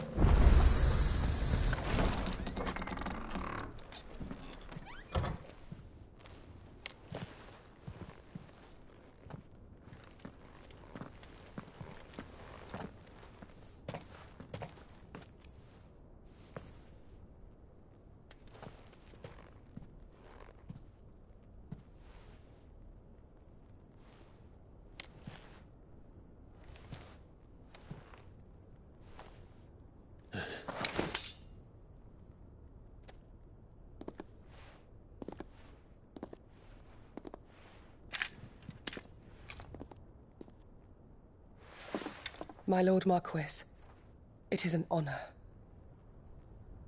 I am Yote, Knight of the Undying, charged with the protection of His Grace Joshua Rosfield, Keeper of the Flame of the Phoenix. Of course. It all makes sense now. Would you care to elaborate? The Undying are loyal servants to the ducal throne. Or more specifically, to its heir. They have served our family for generations, albeit from the shadows. Since their inception, they have been tasked with the preservation and enactment of the rites of ancestral communion. After the events at Phoenix Gate, it was the Undying who delivered me to safety. And since the day I left Rosaria, Yote has been my constant companion and protector. Without her sword, I would not have survived my journey across the realm. Rise, Lady Yote.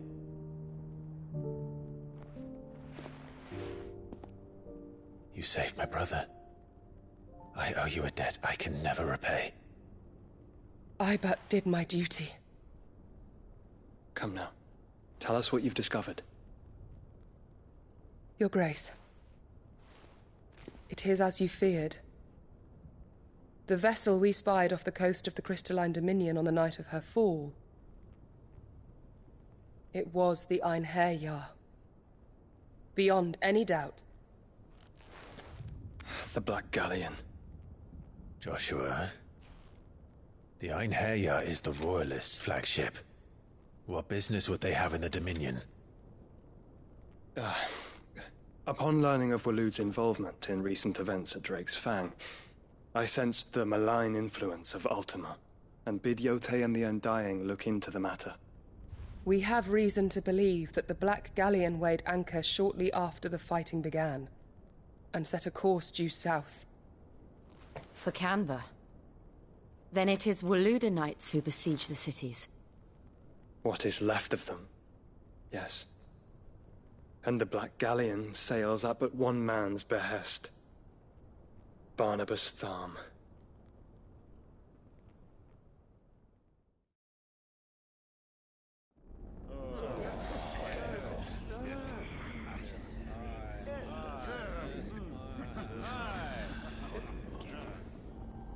But are we truly safe here in the Agora? The city guard have been paid, if that's what you're implying. All the more reason for them to run.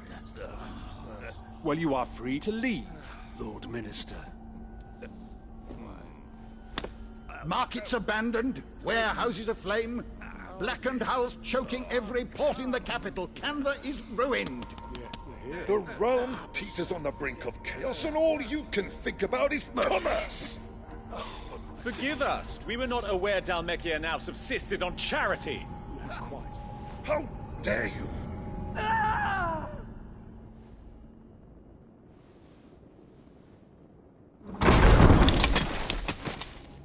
Distinguished members of the Council, you must forgive His Majesty this intrusion. What is the meaning of this? A trifle crowded, but I fear it will have to serve, my liege. Very well. My colleagues, do you not see? The king! He has come to save us from the Akashic!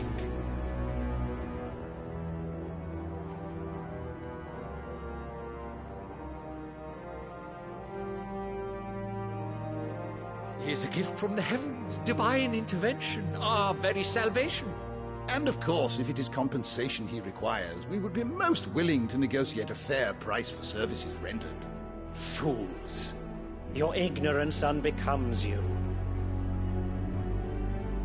Your Majesty, correct me if I'm wrong, but I would swear that the fiends washing the cobbles of Canva with the blood of her citizens wear the colors of Waloed.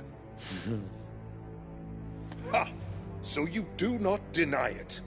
Guards, fetter them, and see our guests to the dungeons!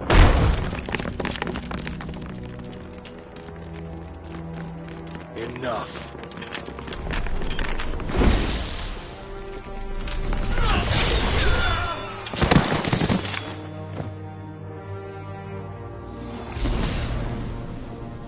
Pathetic creatures.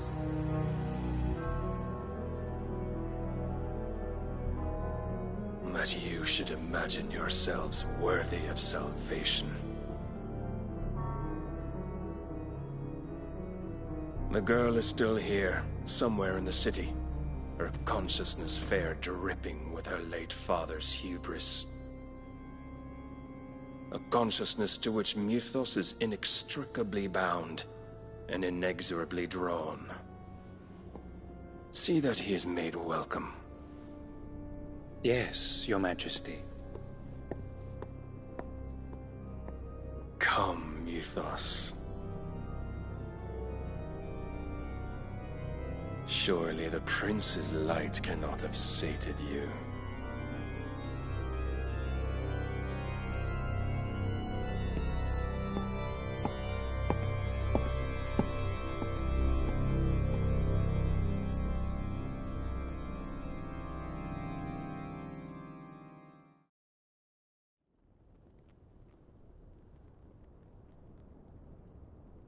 So then, how long has Waloed been under Ultima's control?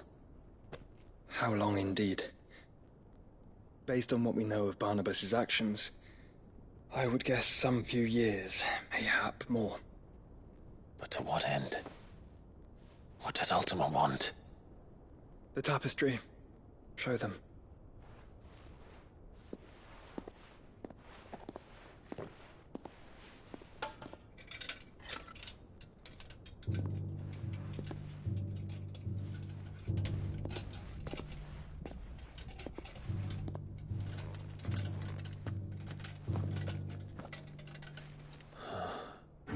By the flames. Phoenix Gate, Drake's Breath, and now here. But what is it?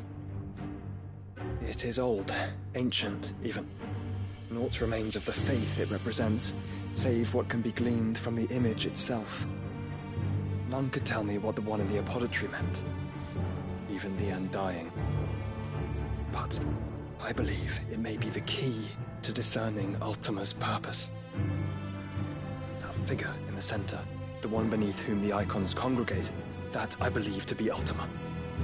He is a god, or at least godlike, his very existence beyond our ken. The icons, and by extension their dominance, are meant to be his subjects, and while some, like Barnabas, have accepted this role, others have rejected it, like you, Clive, which is rather inconvenient, as it appears he needs you most of all. And gods don't like to be disobeyed. No, I don't suppose they do. Clive, may I tell Yote of the lake? By all means.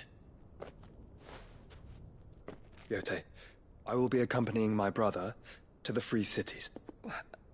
Whilst we are afield, I would have you watch over those Clive has made his wards. Omielos delan tuisag ilith. Though well concealed, the hideaway lacks trained fighters to defend its occupants should they be discovered. But it is my duty to... As it has ever been my brother's duty, remember. If that is your wish, Your Grace. But please be safe. If aught were to befall you, You have my word.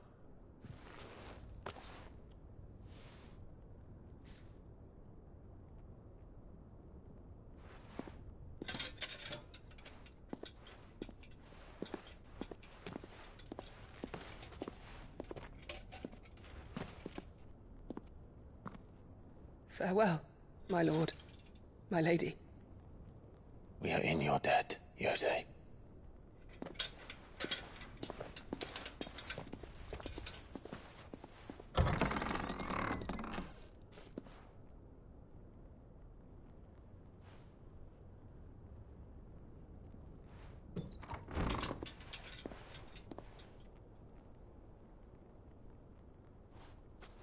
Let's find our friends.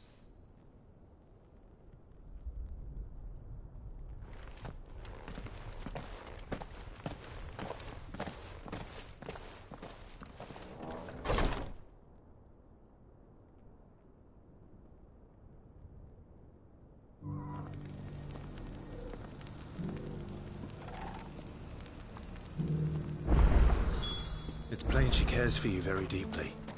And I her, which is why I had to let her go. Are you buying or selling?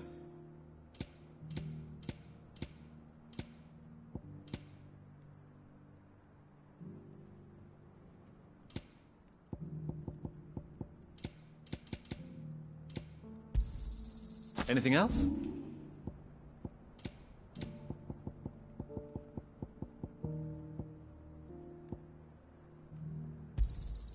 Got anything else for me? It's a deal. Ah, not bad. Go safely.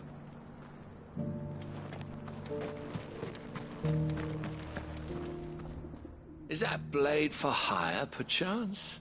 Because I have a mind to make a killing. Figuratively, I hope. Well, yes and no. A passing caravan carried with it a rumor most fortuitous for one in my trade, that an elder Dread Evis had been sighted in the fields of Korava. Dread Evis are aggressive beasts. Compelled as they are to acts of violence, few survive to maturity, but those that do develop a hide of phenomenal value. A hide you want to sell? Eventually, yes. Though I would have it tanned first that it might be crafted into marvels the likes of which the world has never seen. Dread Evis skin is a rare thing indeed. But the worked hide of a well-aged beast, now that would fetch such coin that Gilbert himself might weep with envy. Bring me that beast's skin, and I will share with you the bounty of our combined labors. All right. I'll hunt your Evis. Of course you will. When one lives in such troubled times, it is a fool who lets opportunity slip his grasp. Leave Tabor through the east gate, but take the path that branches west. Once you reach the checkpoint at Tovany, you are a mere stone's throw from the fields of Korava. I eagerly await your safe, and above all, triumphant return.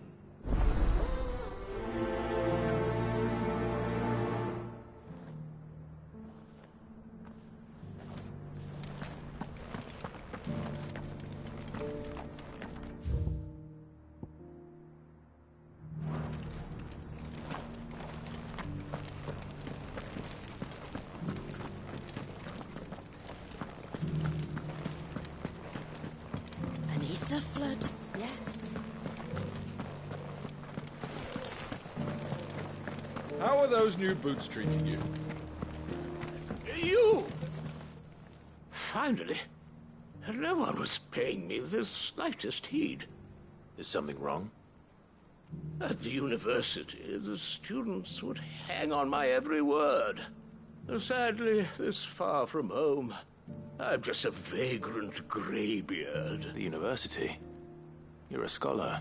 A specialist in ancient cultures. The most accomplished in all Valisthea, some have said.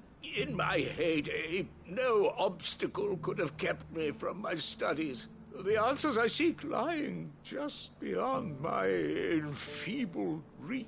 Would you do an old man a kindness? Climb the step. And memorize a few inscriptions. Some courteous soul is rumored to have carved clues to Tabor's rich history into 3 of them, to be precise. 1 each to the north, south, and east. I'm here in the hope that those carvings might name me. The otherwise undocumented... I can't promise I'll remember everything. Remember what you can. I'll piece together the rest.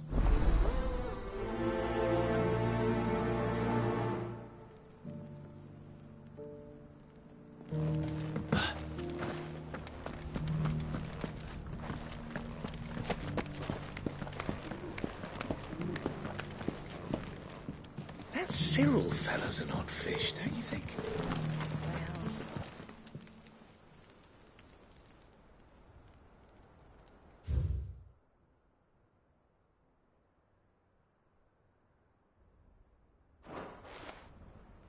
No history would be complete without mention of the mother crystals. Go back to how it was. So it's these stones to Canva, and the rest of the boxes.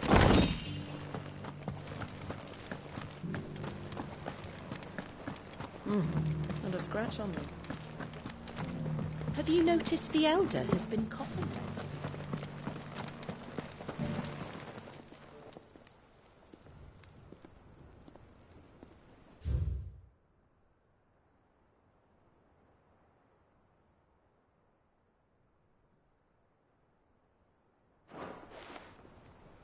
What golden plains might the wanderers have called home, I wonder? Decent quarry's been hard to find when the sky's turned.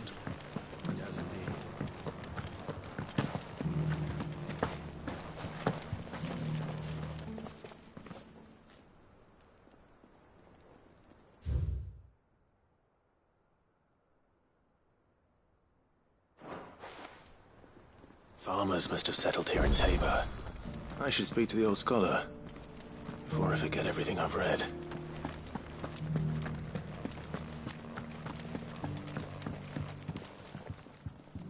The engravings were in good repair considering their age. Oh, would that I could have come. Don't tease me now. Let's start with the engraving to the south.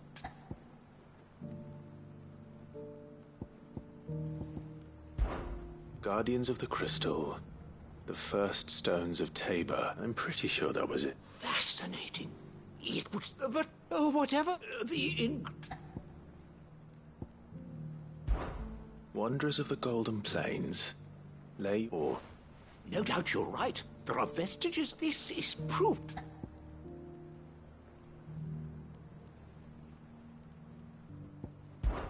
Children of the Hunters. That's all three. And so...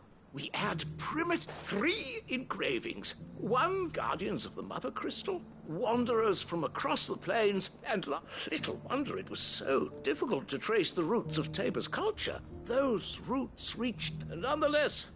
One cannot help but wonder why... Too many stairs, perhaps. Ha! Too many by far.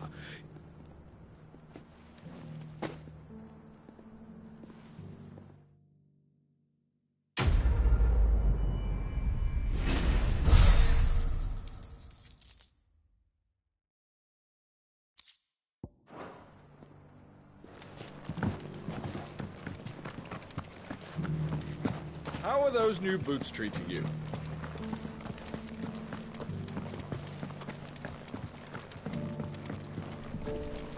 Beneath the flood, yes, and not a stone throw.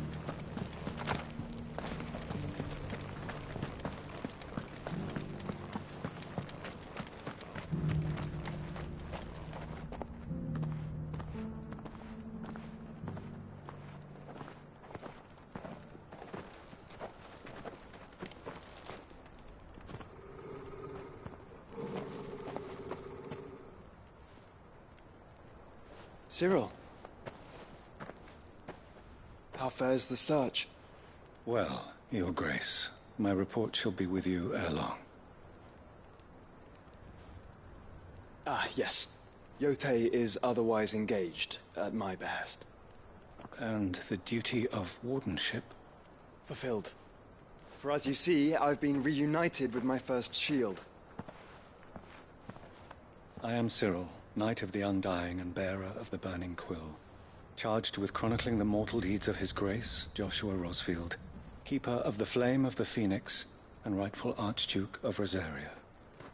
I entrusted Cyril here with overseeing the investigation into Ultima's origins.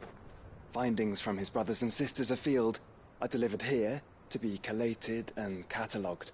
Just how many Undying are there? Not nearly enough, milady. Yet we are glad to give our all in service to the Phoenix. Such is, and has ever been, our creed. I see. You have your associates, I have mine. But you may now think of them as ours. That won't be a problem, will it? The Phoenix is our sun, and we but the shadows that quicken in his radiance. It is from the darkness that we serve, both him and now you.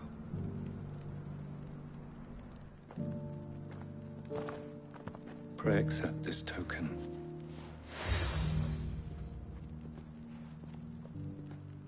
For as long as you bear it, members of our order will reveal themselves unto you. If there is nothing further. No. You are dismissed. Your Grace.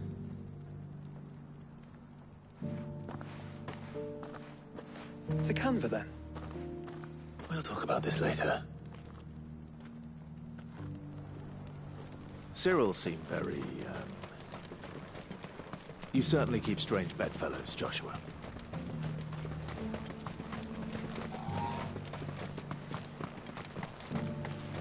The free cities under siege.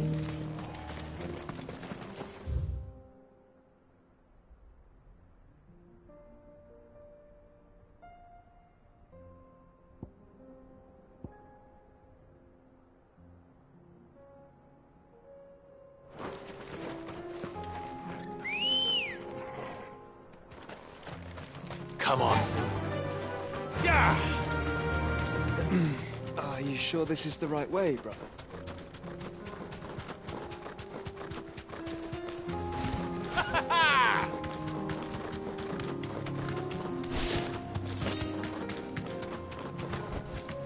You deserve a rest.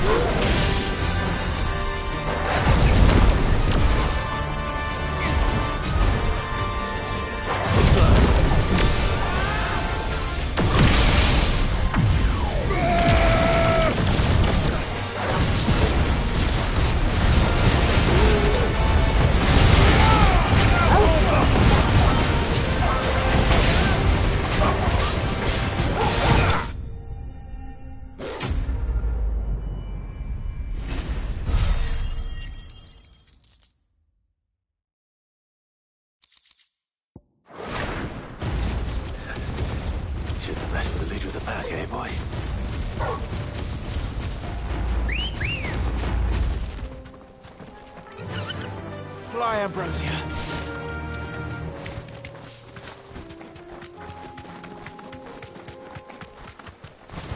Yes!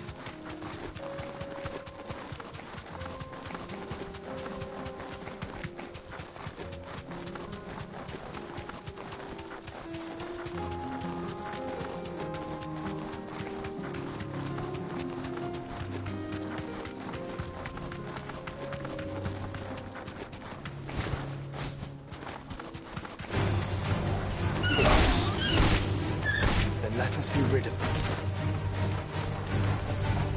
Be safe.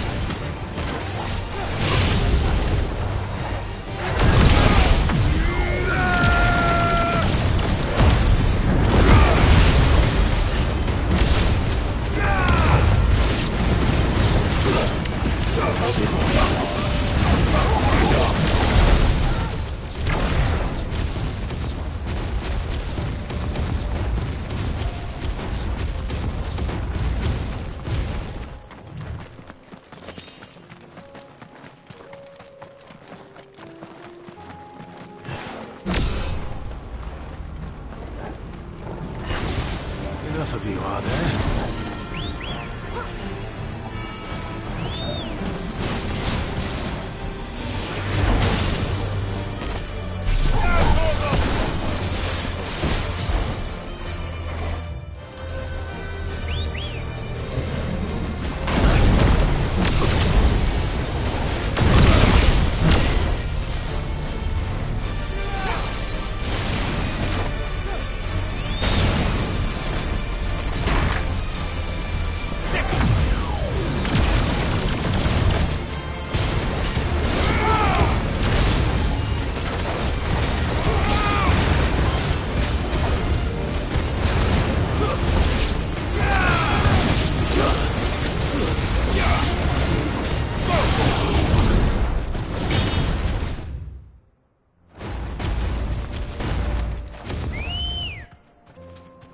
Come on.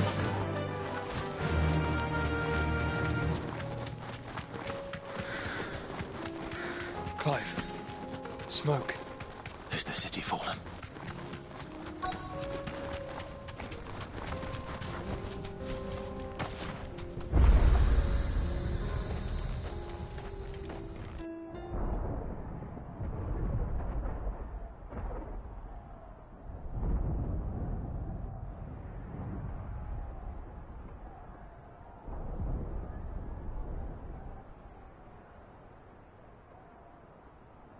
The free men are still holding their own, then. Do we have any idea where Gav and the others might be? There's a warehouse near the docks where we agreed to meet if there was any trouble. We should hurry.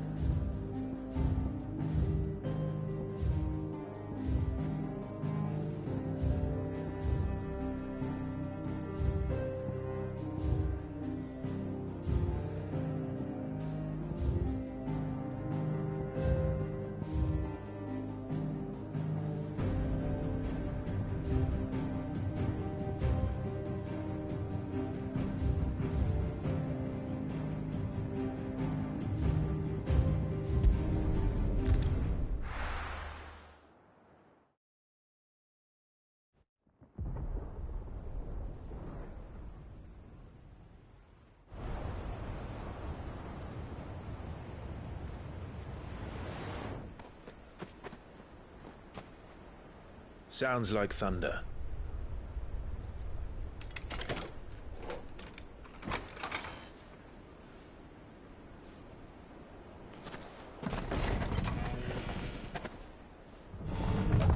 You're late.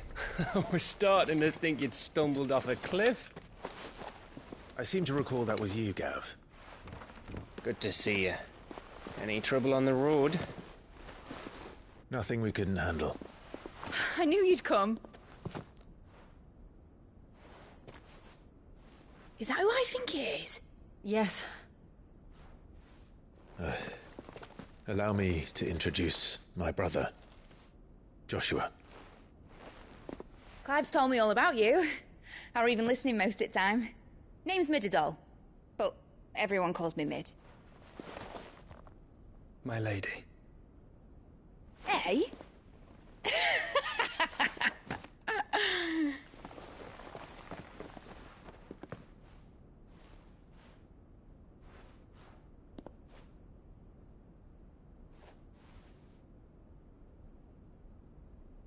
My boy.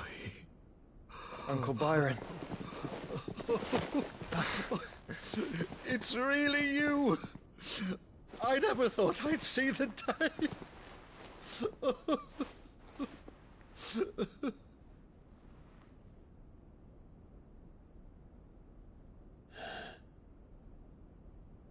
So these Akashic are being controlled? That's what it looked like. Empty eyes, eerie blue glow. No doubt they were turned, but silent as monks, every last one of them. Your man here speaks true, Clive. We saw more than a few in this city. They moved in ranks with a purpose, and not of their own. Ultima's doing. Perhaps. What of the city? The people? Dead, mostly. Mostly, but not all. A handful managed to lock themselves in their villas before the Horde arrived. Some in the Merchants' District to the west, and a few others on the far bank.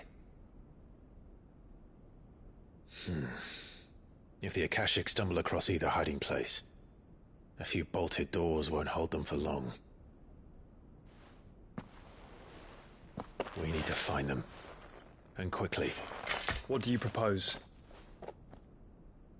We split into two parties. I will make for the Merchants' District, while you look to those across the river.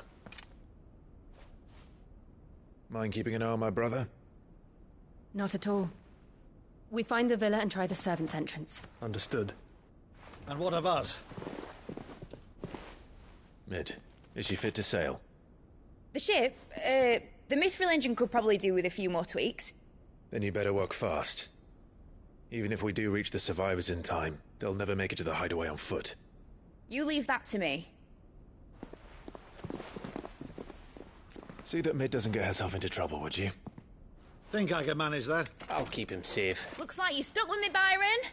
That's Lord Rossfield, you little gutter snipe!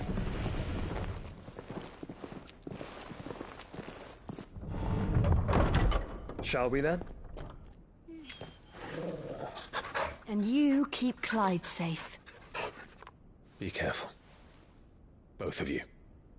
You too.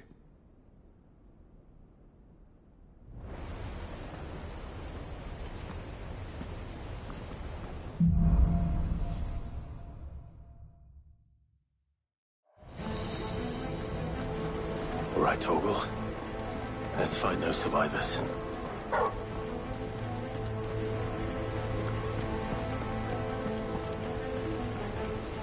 They don't stand a chance against those things.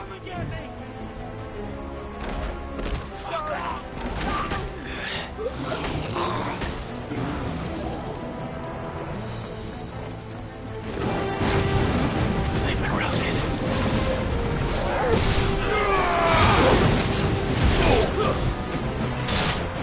Wearing wounded armor.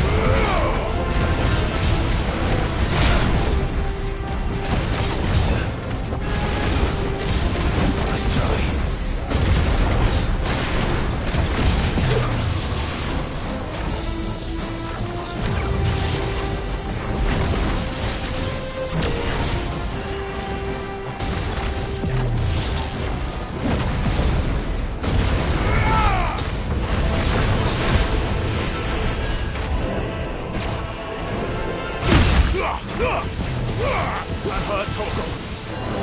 Fine hand. That's better.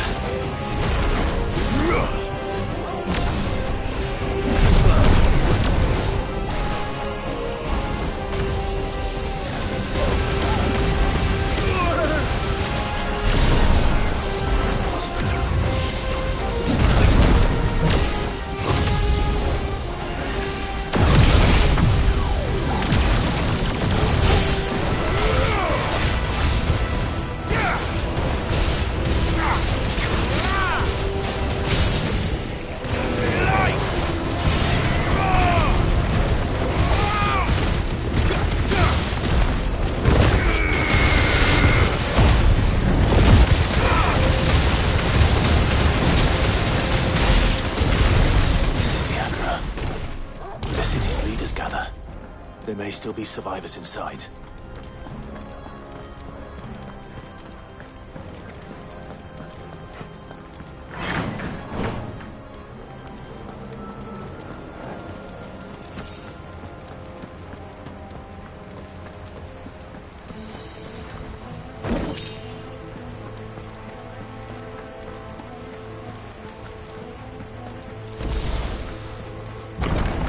Where are they?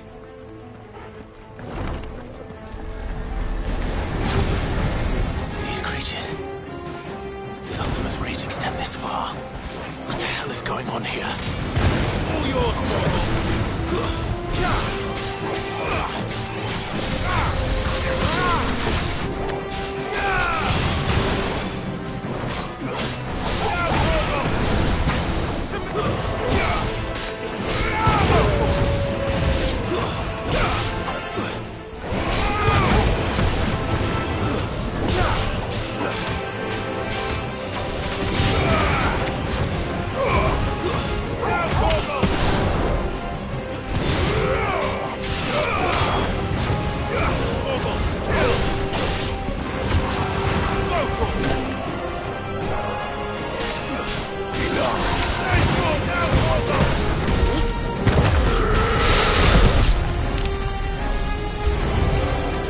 Where is your master? What does he want?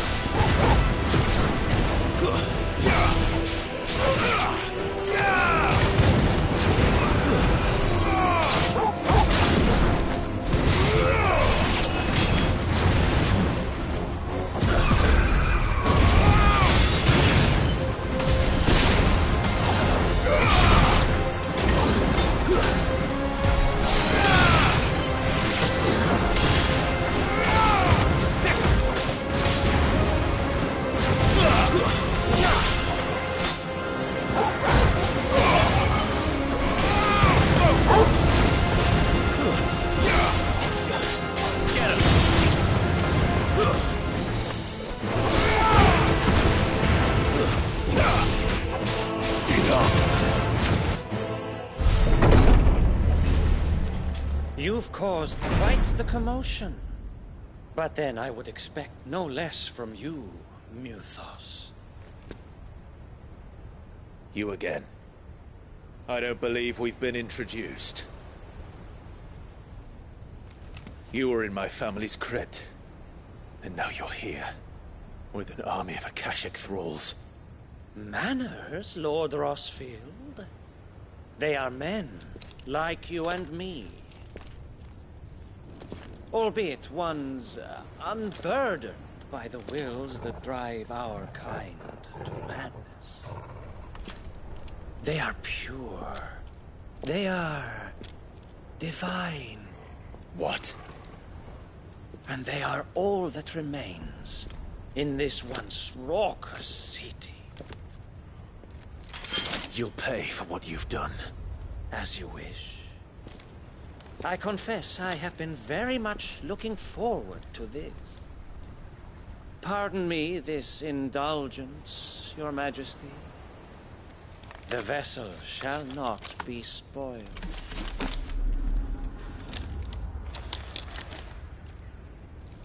I am Sleipnir of House Harvard, and you will yield.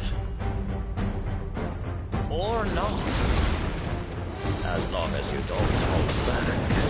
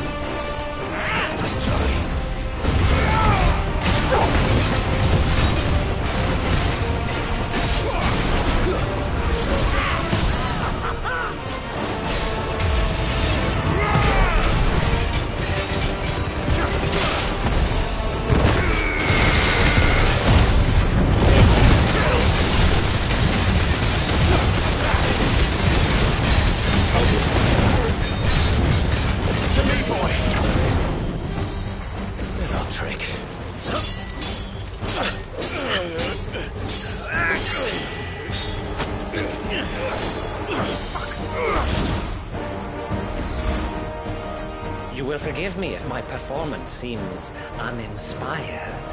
It is just that I expected so much more from our chosen one. Perhaps this will kindle your flame? What now? A gift from my liege lord's armory. Gungnir. Watch closely, Mythos.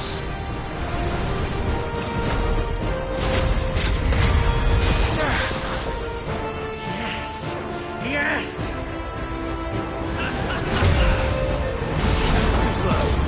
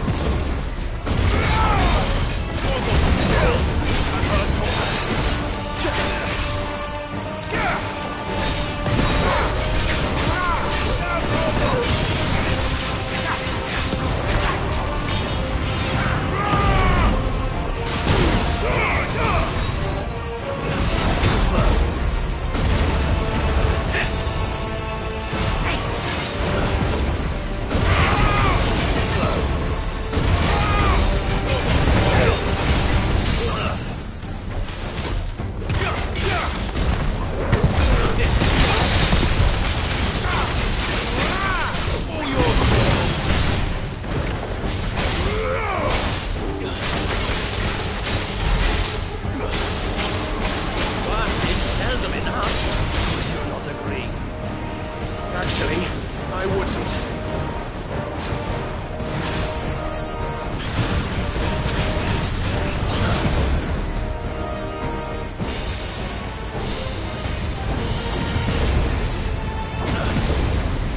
Nice try.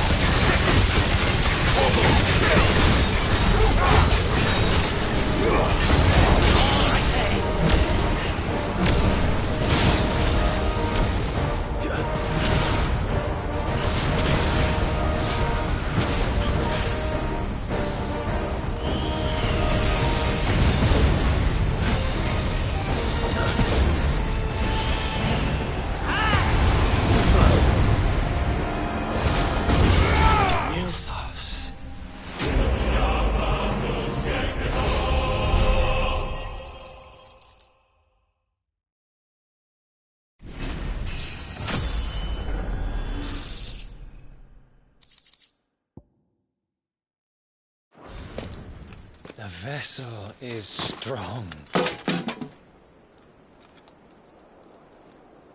My liege.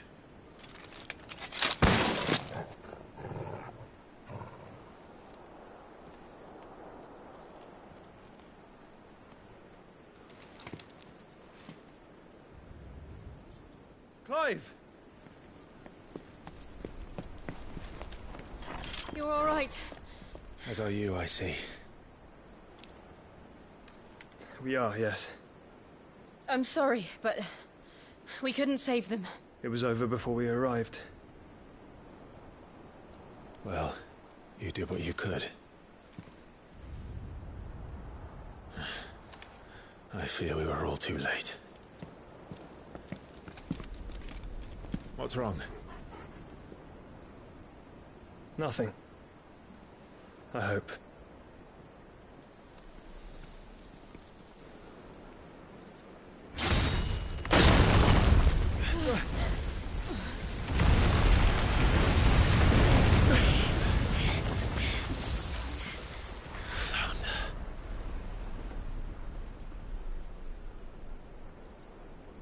Leaving so soon, Mythos? It's the king. Indeed. You may kneel before Barnabas Tharm, Warden of Ash and King of Walud. Get back.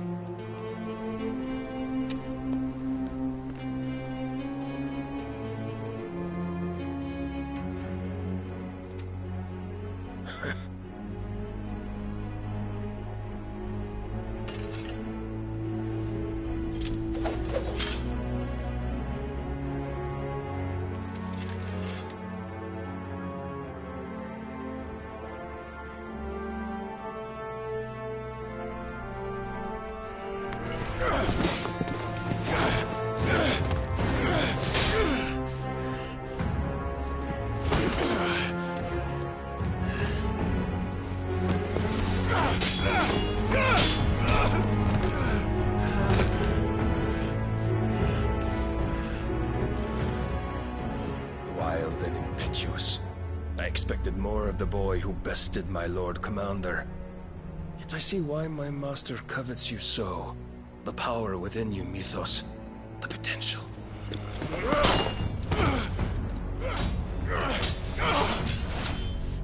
Stop calling me Mythos. But Mythos is everything. The cornerstone of all creation. The Lord's vessel. Your purpose. My purpose? To surrender my mind and body to that thing.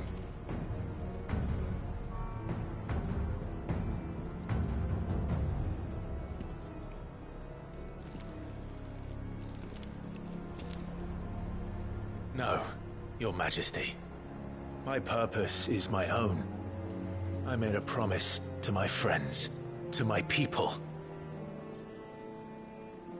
And nothing is going to stand in my way.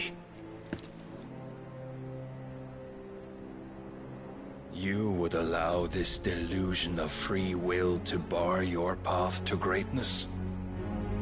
Truly, your volition is a cancer. One that must be excised.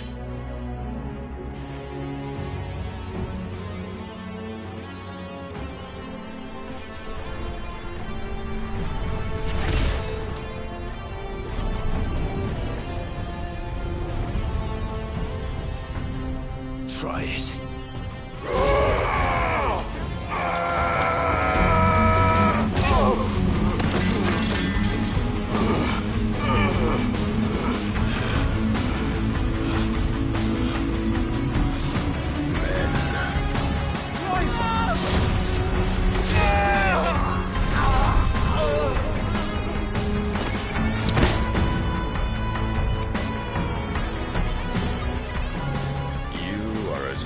As all the rest.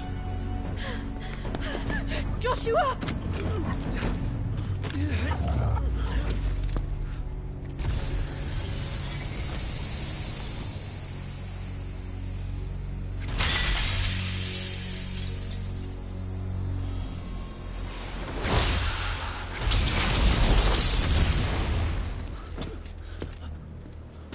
Oi!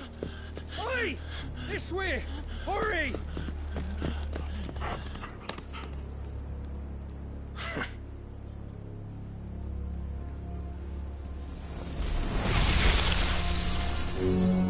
Power beyond reckoning, and they use it as a crutch. Such a waste.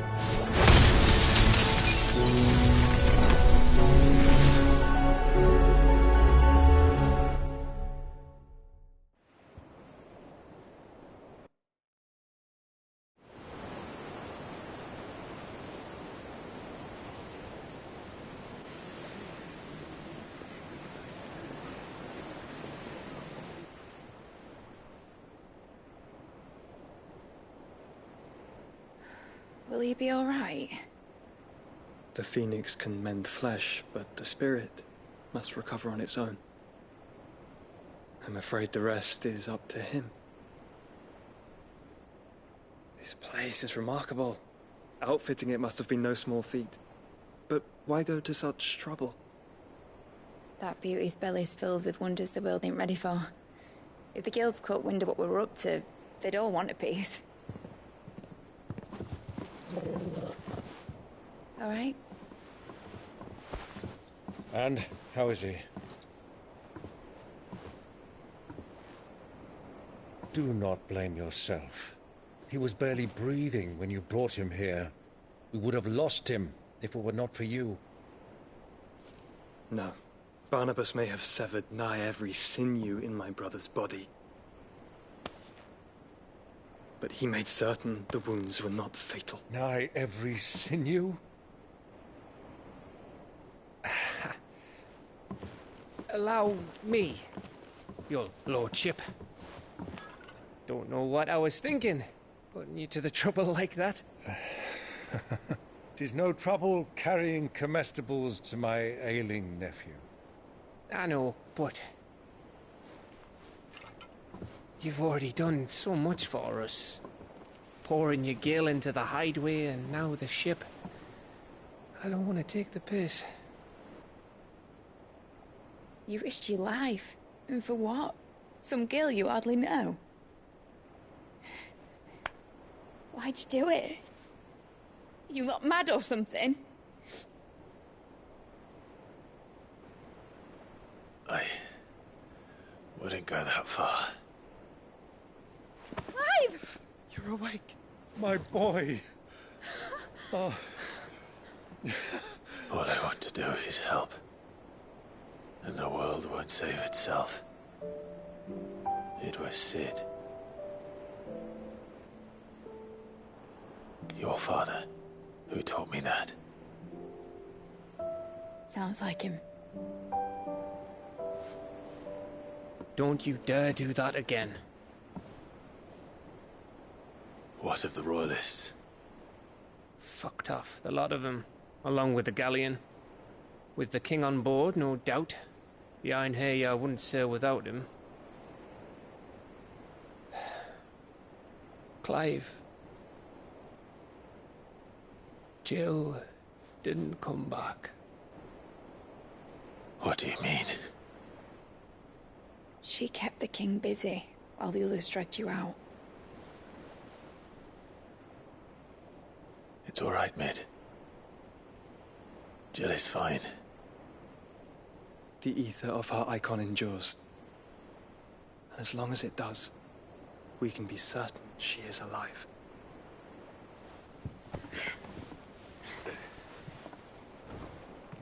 We must pursue the Black Galleon. Jill will be with the king, I'm sure of it. Well, good luck catching him, because my ship's going nowhere. It's the Mithril engine. She's got a kick like a wild chocobo and a mind to tear the hull in half. But you have an idea. Well, of course I do. My dad'll have seen this coming a league off. If I had his old writings... If you had his old writings, you'd be sitting under a fuckload of rubble. The ones Otto didn't save anyway. I suppose you might still have a few pages in his stores. We'll have to hope it's enough. Do what you can to ready the ship. I'll speak with Otto. In your condition, you really are mad. Perhaps. But the world really won't save itself.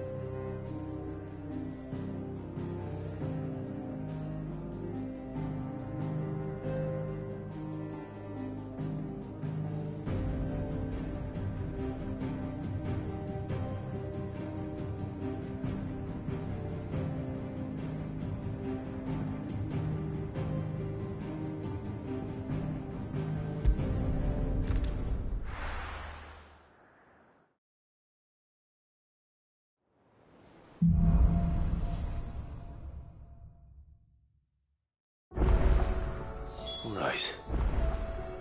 Gav said that Otto might know something.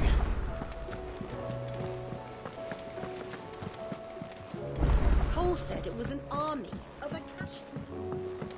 How are we supposed to do our duty when the hills are crawling with Akashi? How are you doing? Here you go.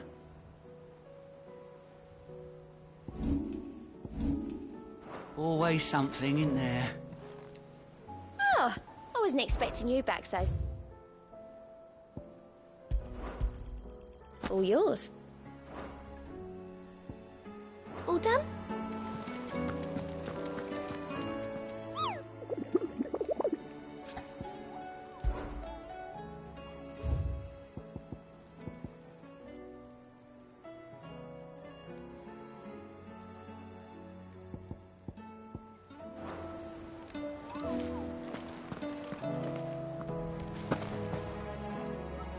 Clive? But if you're here, where the hell is everyone else? Don't tell me. They're all right. but it's a long story.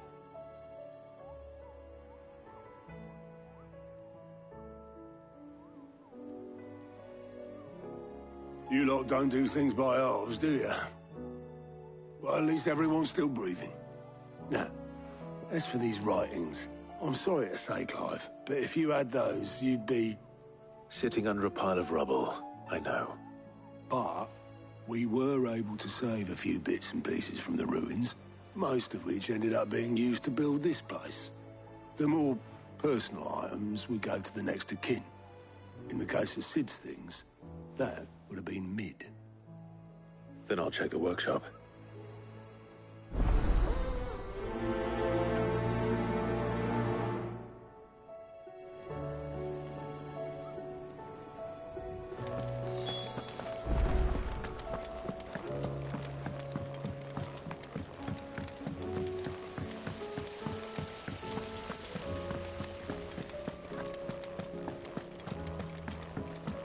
If Amber and the Lazarus are gone, do you think Mid's ship will ever sail?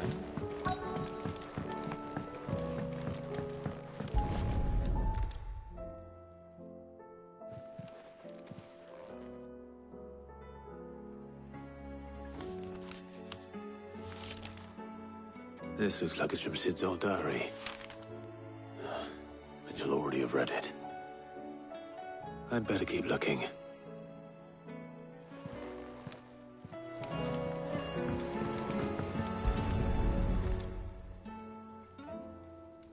What do we have here?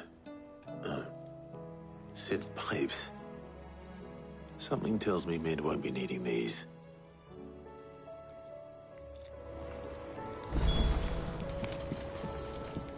We've had no word from Canva for days. I remember seeing this doll in Sid's cellar. I wonder if it was Mid's.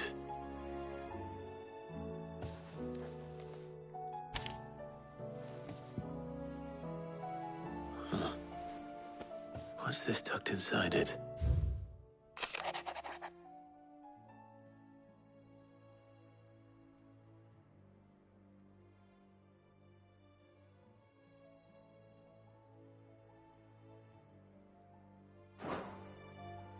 Sid's best invention. Huh. That sounds promising. So Sid hid something in Mid's first opus. What would that be? Perhaps Otto might know.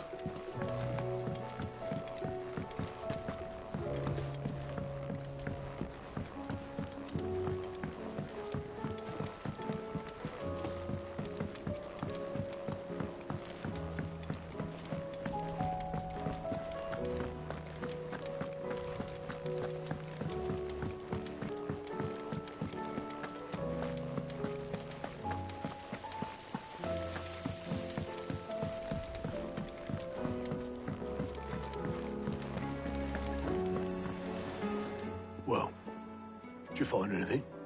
Possibly. You wouldn't happen to know what Mid's first opus was? Opus? That girl's as tone deaf as a banshee. Unless you mean the orchestrion.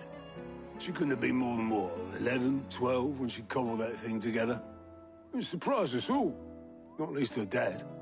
You should have seen how proud he was of the little scamp. What's that battered old box have to do with anything? I think Sid may have hidden something inside it. Wouldn't surprise me. Those two and their bloody treasure hunts. Half the things in the hideaway were hidden one time or another. How are we supposed to do our duty in the hills?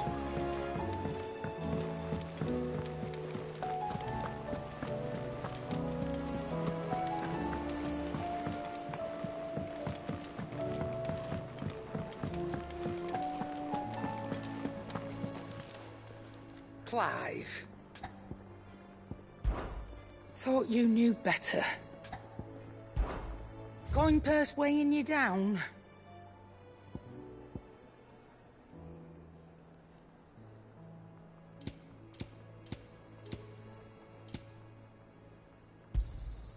You're rubbing me blind, you know.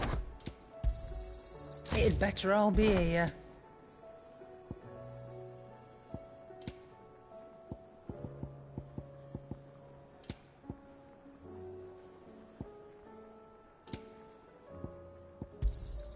You're rubbing me blind, you know. You'll not find a better price than that. You're rubbing me blind, you know.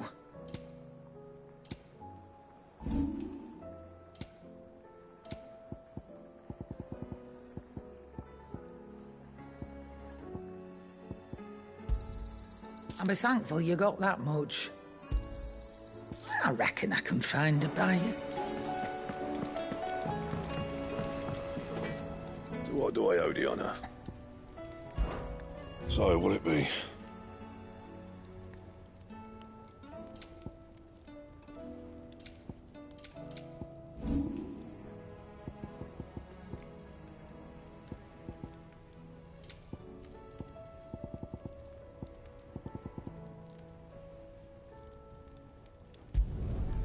My best work, but it'll do. Yeah, that should do you. My best work, but it'll do. That it? Fine, yeah. So, will it be? Not bad, if I do say so myself.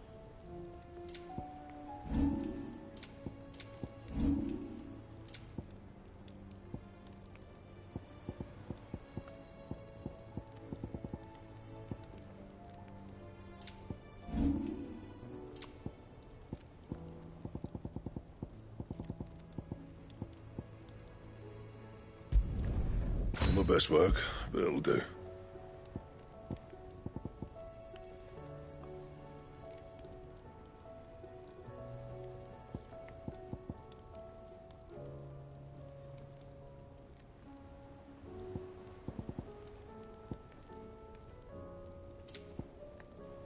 And?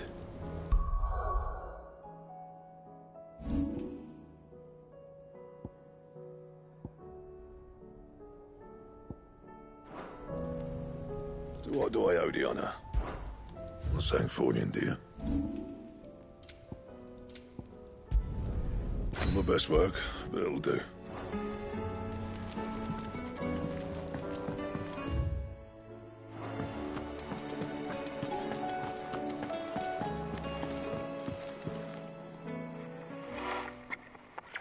I didn't break it.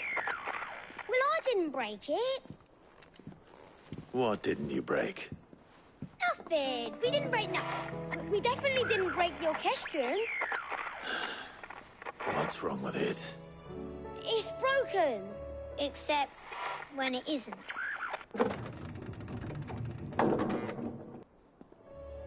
See? And you had nothing to do with this? Nope, nothing. We just wanted to listen to all the songs at once. So we pressed all the buttons. Like this.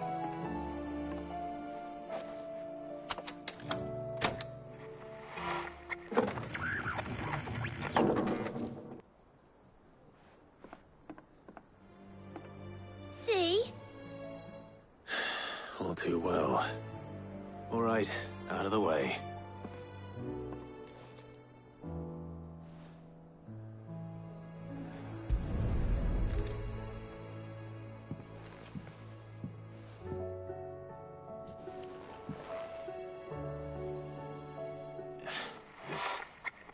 Something caught on one of the gears. Did you break it? Can you fix it? No, I mean, yeah, yes. There. How about now? You fixed it! Sid fixed it! He more than fixed it! Yeah, new music! Huh. Never heard this one before. They started playing when I removed this. Whatever it is.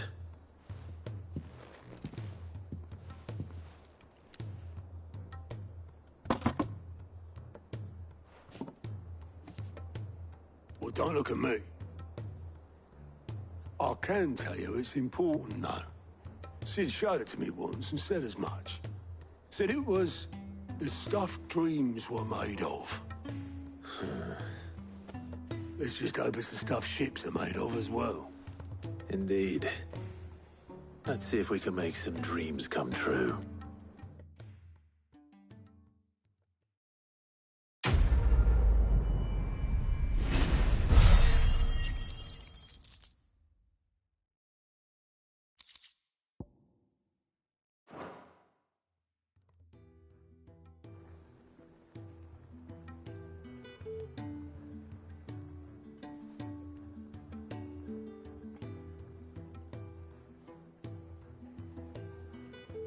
Just the two I was looking for.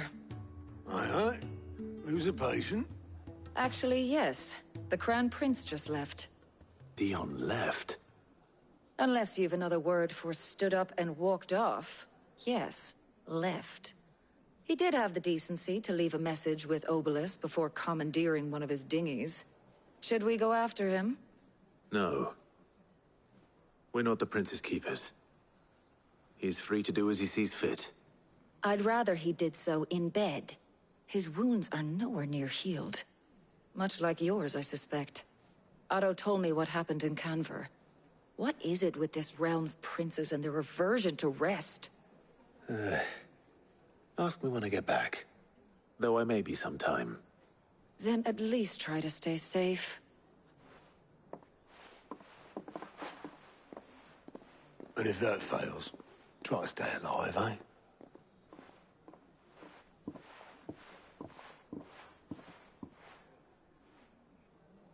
Every moment I waste here, the further the flagship sails. I have to get back.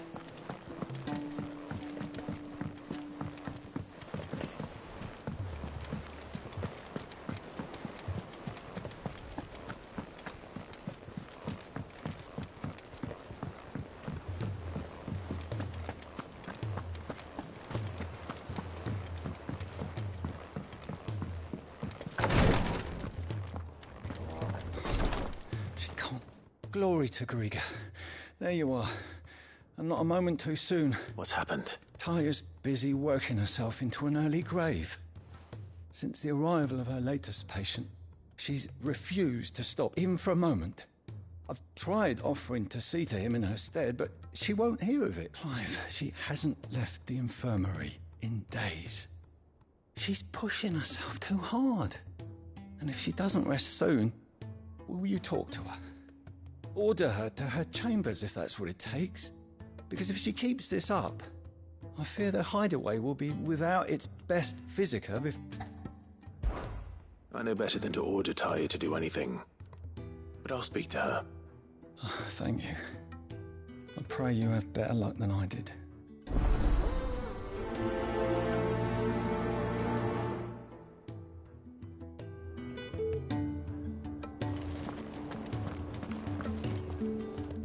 Taya, Rodriguez worried about you. And if what he says is true, then so am I. We all admire your dedication, but... I will, when it's time. Until then, I'm staying put. We owe him that much. Who is he? Someone from my past.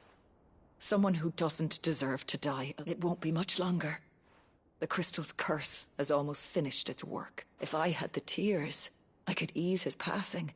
But without them, we've nothing that will touch the agony of those last few hours. How would tears help this man? Not my tears. Tears of mercy. Alicia, it's the only thing strong enough. You wouldn't, Taya. Surely. There must be something we can do for him. Sometimes an easy death is the greatest kindness we can offer. You do well to remember that, Rodriguez. I will. We have all the ingredients we need for Alicia Balwam. It needs to be fresh, though, so I can make the draft if you can bring... Just tell me what you need. There is a species of venom-weeping spider that lives in the forests of Norvent, near Lorbert's Pass. Bring me one of their eyes. Preserve it as best you can, but avoid contact with the tears. I'll make sure the other ingredients are ready before you return.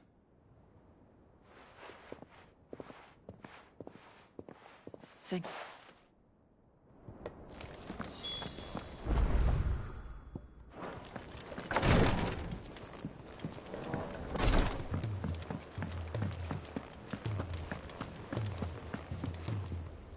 All right, Clive. Blackthorn told me you helped him out again. Tough for that. Speaking of which, I'm actually a bit, Worried about him. And you want my advice? afraid so. It's a bit of a funny one, this, but I saved this posh knob while I was out on a mission, and he gave me this flashy ring to say thank you. So, obviously, I show it to Blackthorn, thinking he'll be impressed, only for him to go white as a sheet and quiet as a curl instead. Try as I might, I can't for the life of me work out what could have got him upset like that. And seeing as how Blackthorn opens up when you're around... I'd speak to him again. Well, I suppose there's no point leaving him to stew. Cheers, Clive. I'll be sure to pay him a visit as soon as I have a moment. All right, I'll meet you by the forge then. You come along when you're ready.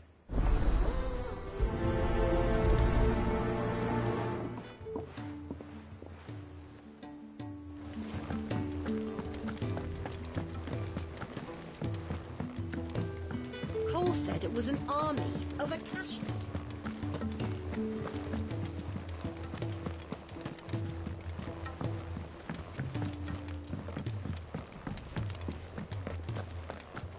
If it's knowledge you seek.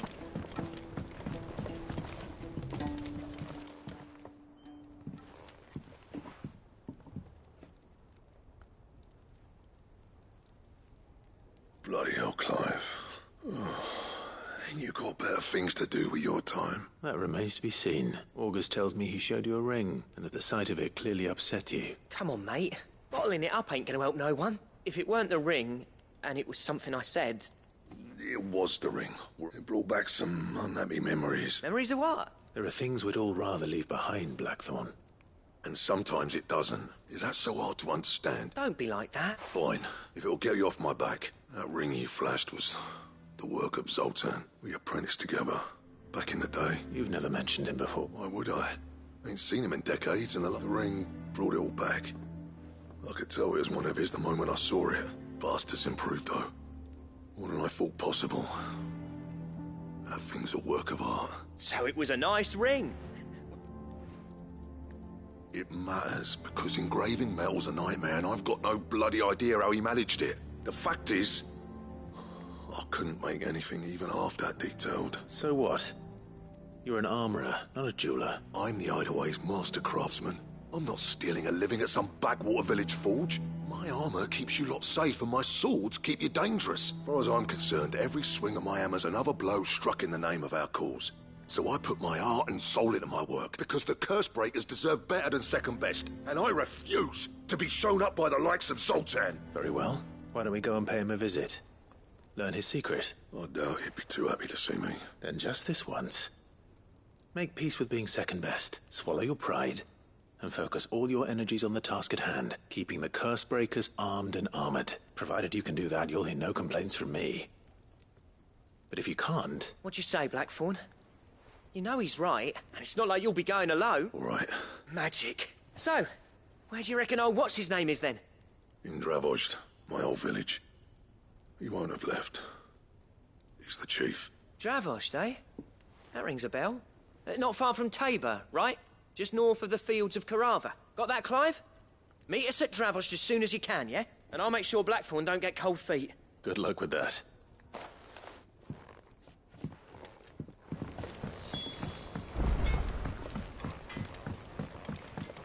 He's a surly soaker.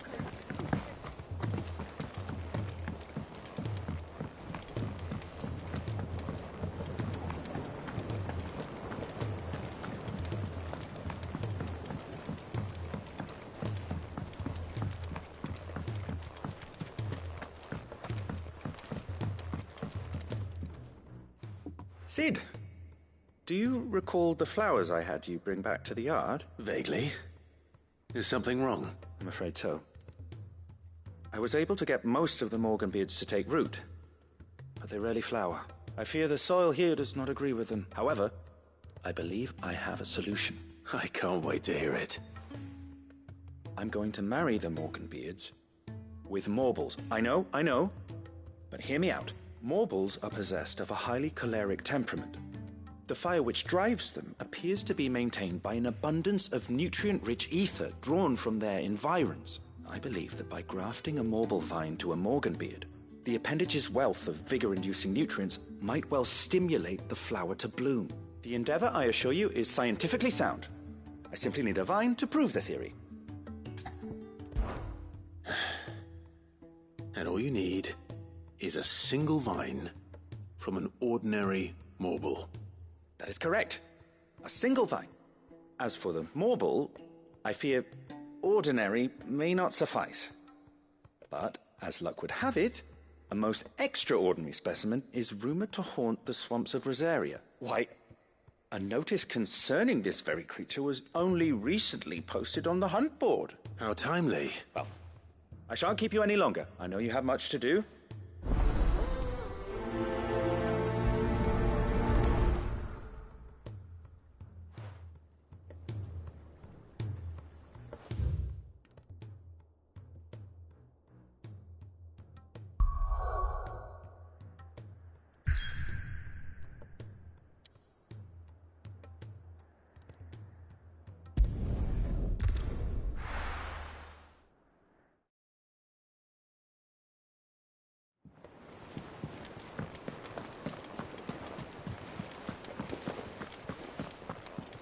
Cole said it was an army of Akashi.